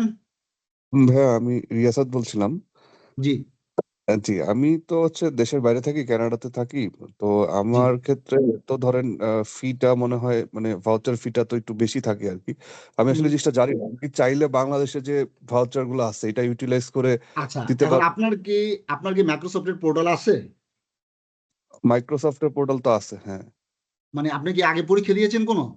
900 দিছিলাম, ওইটা পাস করছিলাম আর কি। আচ্ছা, ওই পোর্টালটা যখন আপনি বানাইছেন তখন কি আপনি অ্যাড্রেস কোথাকার ইউজ করছেন, বাংলাদেশের নাকি কানাডা? না, কানাডারই তো করছি, যেহেতু আমি কানাডাতে থেকে দিছিলাম এক্সামটা। তো না দেন, তখন অসুবিধা নাই, কিন্তু আপনি পোর্টালটা করছেন হচ্ছে কানাডার অ্যাড্রেসেই, এবং আপনি কি তখন $90 দিয়ে এক্সামটা দিয়েছিলেন? না, ভাউচারটা 900 তো সম্ভবত 900 তো না, ওটা হচ্ছে যে একটা ওদের একটা আপনি ইয়ে তখন হয়, কোভিড টাইমে ফ্রি দিয়েছিলেন। ভার্চুয়াল ট্রেনিং হয় তো এখানে মনে হয় ওরা 50% ডিসকাউন্ট অফার করে। তো আমার মনে হয় 45 ক্যাড লাগছিল আমার এখান আচ্ছা, থেকে তার দেখে। মানে হচ্ছে ওই যে আপনি $90 আচ্ছা, আচ্ছা হ্যাঁ, 45 ক্যাট লাগছিল। তাহলে তো আপনার $90 না, তাহলে আপনি 55 এ। ওই যে আপনার বললাম না ভার্চুয়াল ট্রেনিং করছিলাম, ওখানে একটা ডিসকাউন্ট কুপন ছাড়ে আর কি ওরা। না, ওটা তো ছাড়ে। ওটা একসময় আমি একসময় ফ্রি দিয়েছিলাম। কোভিড কালে মানে কোভিড এর সময় আমি আমি খুব ফ্রি দিয়েছিলাম ওইটা। পরীক্ষাটা রিসেন্টলি দিছি, ডিসেম্বরে দিছিলাম আর কি। আচ্ছা, ডিসেম্বরে দিয়েছিলেন। তো ওই যে আপনি সেমিনারে পার্টিসিপেট করে দিয়েছিলেন। তো ওটা দেখতে হ্যাঁ, হবে যে আপনার পোর্টালটা যদি মনে করেন বাংলাদেশের অ্যাড্রেসে চেঞ্জ করা যায়, বাংলাদেশের পোর্টাল করা যায়, সেক্ষেত্রে আপনি $80। কিন্তু যদি কানাডার অ্যাড্রেসে থাকে, ওটা চেঞ্জ না হুম। করা যায়, সে চেঞ্জ না করেন, এটাতে কোনো আমি সমস্যা নাই। একটা বাংলাদেশের অ্যাকাউন্ট করলাম, মানে আমার পোর্টাল ধরেন আমি আরেকটা মেইল অ্যাড্রেস থেকে আরেকটা সেটাই যে অ্যাকাউন্ট থেকে। ফান্ডামেন্টাল তো আসলে কোনো এসেনশিয়াল কিছু না। আপনি চাইলে আরেকটা পোর্টাল করে আরেকটা মেল অ্যাড্রেস দিয়ে আপনি বাংলাদেশে যেতে ব্যবহার করবেন। অহরহ এরকম অনেক আমার থেকে কোর্স করেছেন এরকম অনেকেই আছেন যারা নাকি এখনো কানাডাতে আছেন। বাংলাদেশ হুম, হুম। থেকে কমপ্লিট করে কানাডাতে গেছেন, কানাডাতে যাওয়ার পরে কমপ্লিট করেছেন পোর্টাল ওইখানে বসে আমি এখান থেকে করে দিয়েছি, ওই পোর্টালে এক্সাম দিয়েছেন। এটা তো কোনো সমস্যা আচ্ছা, নেই। আচ্ছা। তার মানে এটা সম্ভব। তার মানে আমি চাইলে সম্ভব বাংলাদেশের যে সম্ভব। এক্সাম্পল ধরেন আমার তো এখানেই প্রায় 50% লাভ হয়। যদি আমার কানাডা থেকে পরীক্ষা দেওয়া লাগে আমার $160 দেওয়া লাগতেছে। জি জি জি, $165 দিতে হবে, ওটা থেকে আপনার অনেক আর কমে যদি যাবে। আমি পারি সেক্ষেত্রে তো আমি $80 পেয়ে যাচ্ছি। সো সেটা তো হ্যাঁ, অনেক কমে যায়। $80 কি আপনি মনে করেন $70-75 আপনি পাবেন। কারণ এক্সাক্টলি। তো মানে এটা পাবেন কি বলতে ছোট সম্ভব আমি কিনা? মানে ব্যবস্থা করবো আর কি। আমি কি এটা দিতে পারবো কিনা? মানে বাংলাদেশে পারবেন পারবেন মানে পারবেন ইউজ করে দিতে পারবো, পারবেন, সমস্যা নেই। সমস্যা নেই, আচ্ছা, দিতে আচ্ছা। পারবেন। তাহলে ভালো। ওকে। জি। আর আরেকটা কোয়েশ্চেন যেটা হচ্ছে যে ধরেন সরাসরি তো আসলে মানে ডেভঅপস এর ধরেন সার্টিফিকেশন করে আর কি, মানে মানে শুধু এই রিলেটেড তো আমি খুব একটা জব দেখি না নরমালি আর কি। মানে এটা কি আসলে পসিবল কিনা, মানে যে এই রিলেটেড মানে সার্টিফিকেশন হইলে জব টব পাওয়া যেতে পারে? ডেভঅপস ইঞ্জিনিয়ারে হ্যাঁ, হ্যাঁ, মানে ধরেন অ্যাজিউর ধরেন আমি পাস করলাম ভালো মতো শিখলাম। কিন্তু এখন তো জবের বাজারে এত কম্পিটিশন, এত ক্রাইসিস যে আসলে মানে করতে আমার তো শিখতে সমস্যা নাই, করতেও ইনশাল্লাহ পারবো। কিন্তু দেখা যায় ওই যে জবের ব্যাপারটাই প্রবলেমটা হয়ে না, যায়। তো ওই আমি বলি ব্যাপারে আপনাকে, আমি বলি আপনার হচ্ছে যে ধরেন মনে করেন ডেভঅপস ইঞ্জিনিয়ারিং এটার সাথে কেন এজুর অ্যাডমিনিস্ট্রেটর বা ওই ডেভেলপার অ্যাড করছে, বা আমি কেন বলতেছি যে এজুর অ্যাডমিনিস্ট্রেটরটা সবারই করা উচিত, সে যে 204 করুক, যা কিছুই করুক, এজুর অ্যাডমিনিস্ট্রেটরটা হচ্ছে আপনার এটা মানে শুরুয়াত এটা। হুম, আচ্ছা, এখন হচ্ছে আপনি ধরেন ডেভঅপস ইঞ্জিনিয়ারিং এক্সপার্ট হলেন, আপনি সাথে সলিউশন আর্কিটেক্টটা করবেন, এবং আপনি মাইক্রোসফট 365 যখন সুযোগ পান, যে জায়গায় সুযোগ পান আপনি ওটা করে নেবেন সার্টিফিকেশনটা। ঠিক আছে, হুম, এটা হুম। করলে আপনার এভেলেবেল এই চার মানে এই প্যাকেজটার উপরে এভেলেবেল জব, এই প্যাকেজটার উপরে। 365 বলতে কি ডাইনামিক 365 বলতেছেন না নাকি? না না, ডাইনামিক্স 365 না, মাইক্রোসফট 365, এটা সার্টিফিকেশন করে। ঠিক আচ্ছা, আছে, এটা আচ্ছা। সার্টিফিকেশন এই যে আপনার এই যে সলিউশন অ্যাডমিনিস্ট্রেটর করবেন, সলিউশন আর্কিটেক্ট, ডেভঅপস ইঞ্জিনিয়ার, আর হচ্ছে মাইক্রোসফট 365 সার্টিফাইড। এই জিনিসগুলো করলে আপনার অ্যাভেলেবেল জব, অ্যাভেলেবেল। আমাদের এই আচ্ছা, যে ব্যাচে জয়েন করবেন, আপনার কানাডা থেকে জয়েন করবেন, মোহাম্মদ ভাই নামে একজন জয়েন করবেন। উনি ইতিমধ্যে সলিউশন আর্কিটেক্ট করতেছেন আমার কাছে। আপনার ইয়েতে জয়েন করবেন, এজুর ডেভঅপসে। উনি কানাডাতেই থাকেন, উনি জয়েন করবেন। আচ্ছা, আচ্ছা, আচ্ছা। আমি জয়েন আরেকটা করেছি। ও জয়েন করেছেন, ওই যে মোহাম্মদ ভাই জয়েন করেছেন। আপনার সাথেও পরিচয় হইতে হবে। আচ্ছা, আরেকটা হচ্ছে যে আমি সাপোজ ধরেন আমি যদি মানে এটা জানার জন্য আরকি, আমি যদি 204 করি, 104 এর জায়গায় আরকি ডেভেলপারটা যদি করি, আমি আসলে পার্সোনালি ডেভেলপার তো ওইটাকে আচ্ছা একটু আচ্ছা, প্রিফার বেশি করি আরকি। মানে এটা কি খারাপ হবে নাকি না আপনি বলতেছেন না না না, অ্যাডমিনিস্ট্রেটর খারাপ হবে না, ওইটা? খারাপ হবে না, খারাপ হবে না। কিন্তু আপনি যে আমি বললাম যে আপনি ডেভেলপার করেন, আপনি কি বলে 204 করেন, আর যাই কিছু করেন, কিন্তু এজুর অ্যাডমিনিস্ট্রেটরটা করাটা আসলে মানে আমি মনে করি এজুর প্ল্যাটফর্মে কাজ করতে হলে সবারই উচিত। আচ্ছা, আচ্ছা, মানে একদম এটা আমার বেসিক। মতামত আর কি, কারণ ওটা হচ্ছে আপনার মানে ধরেন নেটওয়ার্কিং এ কাজ করতে হলে বা সিস্টেমে কাজ করুক আর নেটওয়ার্কিং এ কাজ করুক, যেটাই করুক, সিসিএন এটা জানাটা সবার জন্যই জরুরি। কারণ নাহলে নেটওয়ার্কিং এর কনসেপ্ট না থাকলে সে কাজ করতে পারবে না। পোর্টালে কাজ করতে গেলে আপনার এটা মানে অ্যাডমিনিস্ট্রেটরটা জানাটা খুবই জরুরি। আচ্ছা, আচ্ছা, বুঝতে পারছি। ওকে, জি। Thank you. ওয়েলকাম। জি, আর কারো কোনো যদি কোশ্চেন থাকে একটু স্যার, বলেন। আসসালামু আলাইকুম। ওয়ালাইকুম আসসালাম। স্যার, আমি ৩ বছর যাবৎ প্রোগ্রামিং লাইনে আছি। তো এখন DevOps নিয়ে ইন্টারেস্ট ফিল করতেছি। তো স্যার জি দেখা যায় হচ্ছে কি যে অনেক কোম্পানি থার্ড পার্টি থেকে অথবা হোস্টিং প্রোভাইডার যারা আছে তাদের থেকে হোস্টিংটা নেয়। তো সেই জি, ক্ষেত্রে তারা যে সার্ভার ম্যানেজ করে, এটা আমি Azure যে নলেজটা গেইন করব সেটা কি ওখানে কাজে লাগাতে পারবো? না না, কনসেপ্ট তো আপনার একই। ওইখানে যা কিছু করতেছে কনসেপ্ট একই। আপনার এজুরের মধ্যেও আপনি ধরেন মনে করেন অনেকে সি প্যানেল ইউজ করে, এই এই এই কনসেপ্ট আপনার এজুর ডেভঅপস এর মধ্যে, এজুরের মধ্যে আছে, এজুরের অ্যাপ সার্ভিসের মধ্যেও আছে, ঠিক আছে? তো এখন আপনি মনে করেন আপনি কি করেন, আপনি ভিজুয়াল স্টুডিও থেকে আপনি পাবলিশ করতেছেন না জি স্যার। কোন সার্ভারে, আপনি ভিজুয়াল স্টুডিও থেকেই আপনি এজুরের মধ্যে পাবলিশ করবেন। আপনি তো এই জায়গার মধ্যে অর্ধেক অ্যাডভান্স, মানে কিছু একটা অংশ আপনি অ্যাডভান্স, যে আপনি ভিজুয়াল স্টুডিওর কাজ জানেন। এখন মনে করেন অনেকে আছে যে ভিজুয়াল স্টুডিওর মধ্যে কোথায় আপনার সলিউশন এক্সপ্লোরার আছে, কোথায় কোড করতে হয়, কোথায় ইন্ডেক্স ফাইল আছে, এটা অনেকে জানেই না, জি স্যার। তাই না? তার জন্য তো এই জিনিসগুলো হাতে কলমে শিখাই নিব। কিন্তু যেমন মনে করেন যে ডেভেলপার, সে তো অটোমেটিক জানে, কারণ বাংলাদেশের ফিল্ডে কাজই হচ্ছে আপনার, মানে সবাই ভিজুয়াল স্টুডিওর মধ্যে ম্যাক্সিমাম কাজ করতেছেন। জি স্যার। এটাই আর কি, যে আপনার জন্য আপনি মানে ওই কনসেপ্টে জায়গার মধ্যে কাজে লাগাতে পারবেন। এবং সবচেয়ে আপনি দেখেন খালি 2টা বছর, মানে আপনি আপনার কেরিয়ারকে এই লাইনে দাঁড়া করান, 2 বছরের মধ্যে আপনি আপনার চেঞ্জ দেখতে পারবেন। ইনশাআল্লাহ। কোম্পানিগুলো বাধ্য হচ্ছে ওগুলাতে যেতে, এইসব সার্ভিস গুলাতে যেতে। জি স্যার, থ্যাংক ইউ স্যার। জি, আর কারো কোনো কোশ্চেন আছে? জি, হোসেন সাহেব, এমডি বেলায়েত। আসসালামু আলাইকুম ভাইয়া। ওয়ালাইকুম আমার আসসালাম। জি একটা সার্টিফিকেশন নিয়ে একটা কোশ্চেন ছিল আমার। আমি জি অলরেডি মাইক্রোসফটের 5টা এক্সাম দিয়েছিলাম। হ্যাঁ, জি তো আনফরচুনেটলি আমি আমার পাসওয়ার্ড ভুলে গেছি যখন আমি পোর্টালে পাসওয়ার্ড সেট করছিলাম, কিন্তু আমি এখন আর ইমেল ওই অ্যাড্রেস জানা আছে?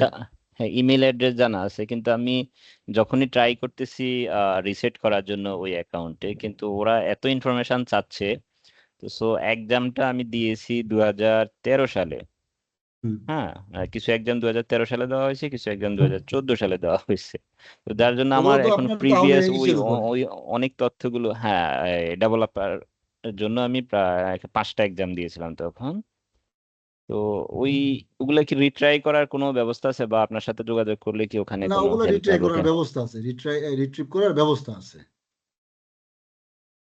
ওকে, থ্যাংক ইউ।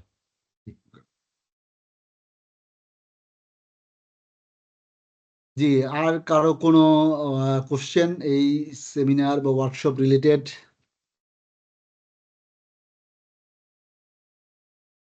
ক্লাস টাইম স্লটে কাইন্ডলি একটু রিপিট করেন। ক্লাস টাইম স্লটে, টাইম স্লটটা, আচ্ছা, ক্লাস টাইম স্লটটা হচ্ছে রবিবার আর মঙ্গলবার। এর মধ্যে একজন বললেন যে বুধবার করতে, যে সেটা করা যাবে, সেটা সমস্যা নাই। আমার যদিও বুধবার আর একটা ক্লাস আছে এই সেম টাইমেই, তবে ওইটা আবার রিসেন্টলি মানে ঈদের পরে হয়তো ওটা শেষ হয়ে যাবে, বা ঈদের কয়েকদিন পরে শেষ হয়ে যাবে।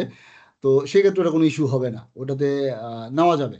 তো মূলত হচ্ছে 9টা থেকে 11টা, ক্লাস টাইমটা হচ্ছে 9টা থেকে 11টা। টিমসের মাধ্যমেই ক্লাসটা হবে, সবাইকে টিমসের অ্যাক্সেস দেওয়া হবে, টিমসের অ্যাকাউন্ট দেওয়া হবে, ওইখানে লগ ইন করে সবাই ক্লাস করবেন। ওই জায়গার মধ্যেই ফাইল, পিপিটি বলেন, রেকর্ডিং বলেন, সব ওইখানেই থাকবে। জি, আর যদি কারো কোনো কোশ্চেন থাকতো?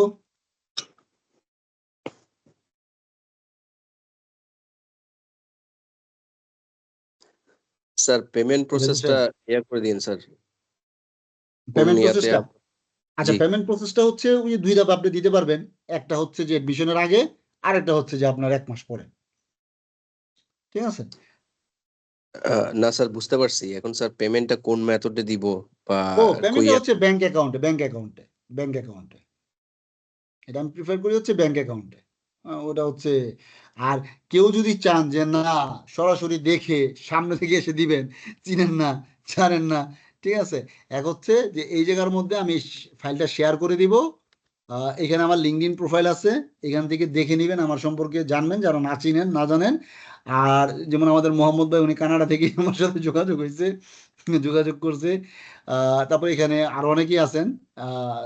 তো যারা নাকি সরাসরি এসে দিতে চান, সরাসরি দিতে পারবেন, অসুবিধা নাই। 10 নম্বরে অফিস আছে, সেখানে এসে দিতে পারবেন। চাইলে অ্যাড্রেস দিয়ে দিব, ওখানে এসে দিয়ে যাবে, ঠিক আছে, সমস্যা নাই।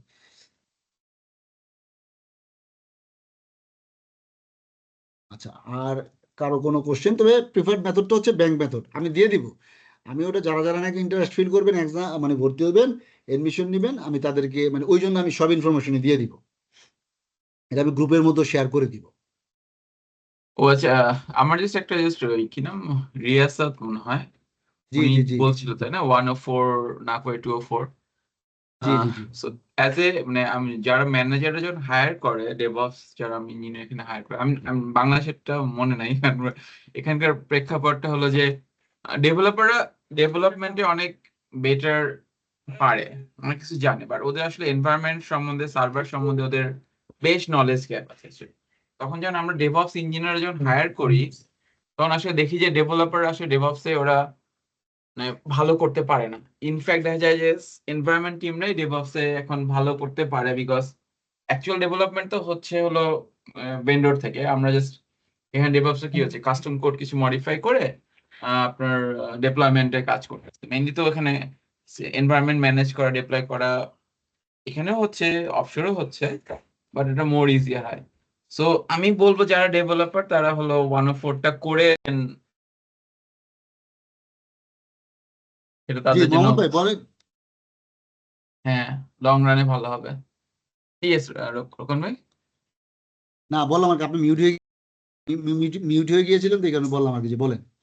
জি হ্যাঁ ও আপনি না ঠিক না, বলেছেন, আপনি ঠিক বলেছেন। হ্যাঁ মানে এটা আমার এক্সপিরিয়েন্স, মানে কারণ but I am not purely developer, আমি ডেভেলপমেন্ট টিমেও কাজ করেছি, লাইক যেহেতু আসলে আমি অ্যাপ্লিকেশন সফটওয়্যার নিয়ে কাজ করি, বাট সার্ভার নিয়েও কাজ করি। এখন যেহেতু আসলে সবকিছু ক্লাউডে, সো বিভিন্ন অর্গানাইজেশন ডিপেন্ড করে। এখন মনে করেন AWS এ গেলে সবাই চাই করে, এখন সবাই তো এখন মনে করেন যে পাইপলাইনে জেনকিন ইউজ করতেছে বা অন্যান্য টুলস ইউজ করতেছে বিভিন্ন, বাট এখন ক্লাউডে চলে যাওয়াতে সবাই চায় যে নেটিভ করতে, যে মাইক্রোসফট গেলে অ্যাজুরের পাইপলাইন বা সবই ইউজ করতেছে, যেটা easier to manage or support পেতে। AWS হলে সেটা করে। তো এই জন্য আসলে ওইভাবে এখন ট্রান্সফর্ম করতেছে, আর ভবিষ্যৎ তো আরো AI দিয়ে চলে যাচ্ছে। এটা আমার 2 সেন্ট শেয়ার করলাম। জি জি জি জি। তো এটাই আর কি। তবে আপনি মনে করেন আপনি কোনো অ্যাপ সার্ভিসের মধ্যে ইমপ্লিমেন্ট করবেন, এখন অ্যাপ সার্ভিসটা সম্পর্কে যদি আপনার পুরো ধারণা থাকে সেটা এক জিনিস, আর একটা হচ্ছে যে আপনার ধারণা নাই, আপনি শুধু ইমপ্লিমেন্ট করে দিলেন, তখন প্রবলেম হলে আপনি যদি ডেভঅপস ইঞ্জিনিয়ার হন সেক্ষেত্রে আপনার ওই প্রবলেমের সলিউশনটা আপনার জন্য টাফ হয়ে যাবে। ঠিক আছে, তো এই জন্য প্ল্যাটফর্ম সম্পর্কে আপনার পুরো আইডিয়াটা থাকাটা ভালো, জরুরি।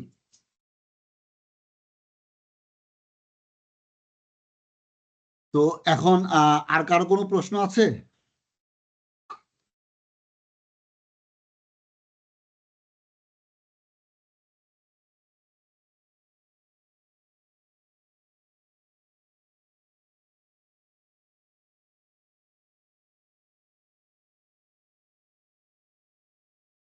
আচ্ছা, যদি আর কারো কোনো কোশ্চেন না থাকে তাহলে আমরা সেমিনারটা, আদনান সাহেব এখন জয়েন করতেছেন, তো এখন একেবারে শেষ পর্যায়ে যদি কারো আর কোনো কোশ্চেন না থাকে, প্রশ্ন না থাকে, তাহলে আমরা নাথিং ফ্রম মাই সাইড। হ্যাঁ আচ্ছা ঠিক আছে, থ্যাংক ইউ।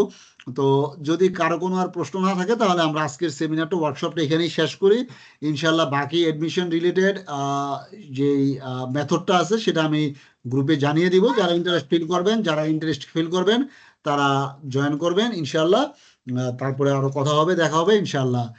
কন্টিনিউ চলবে আমাদের পথ, মানে যাত্রা শুরু হবে ইনশাল্লাহ, চলতে থাকবে। তো সবাইকে ধন্যবাদ, ইনশাল্লাহ দেখা হবে অনেকের সাথেই আশা করি। তো ধন্যবাদ সবাইকে। আমি রেকর্ডিং প্লাস হচ্ছে সব গ্রুপে শেয়ার করে দিব।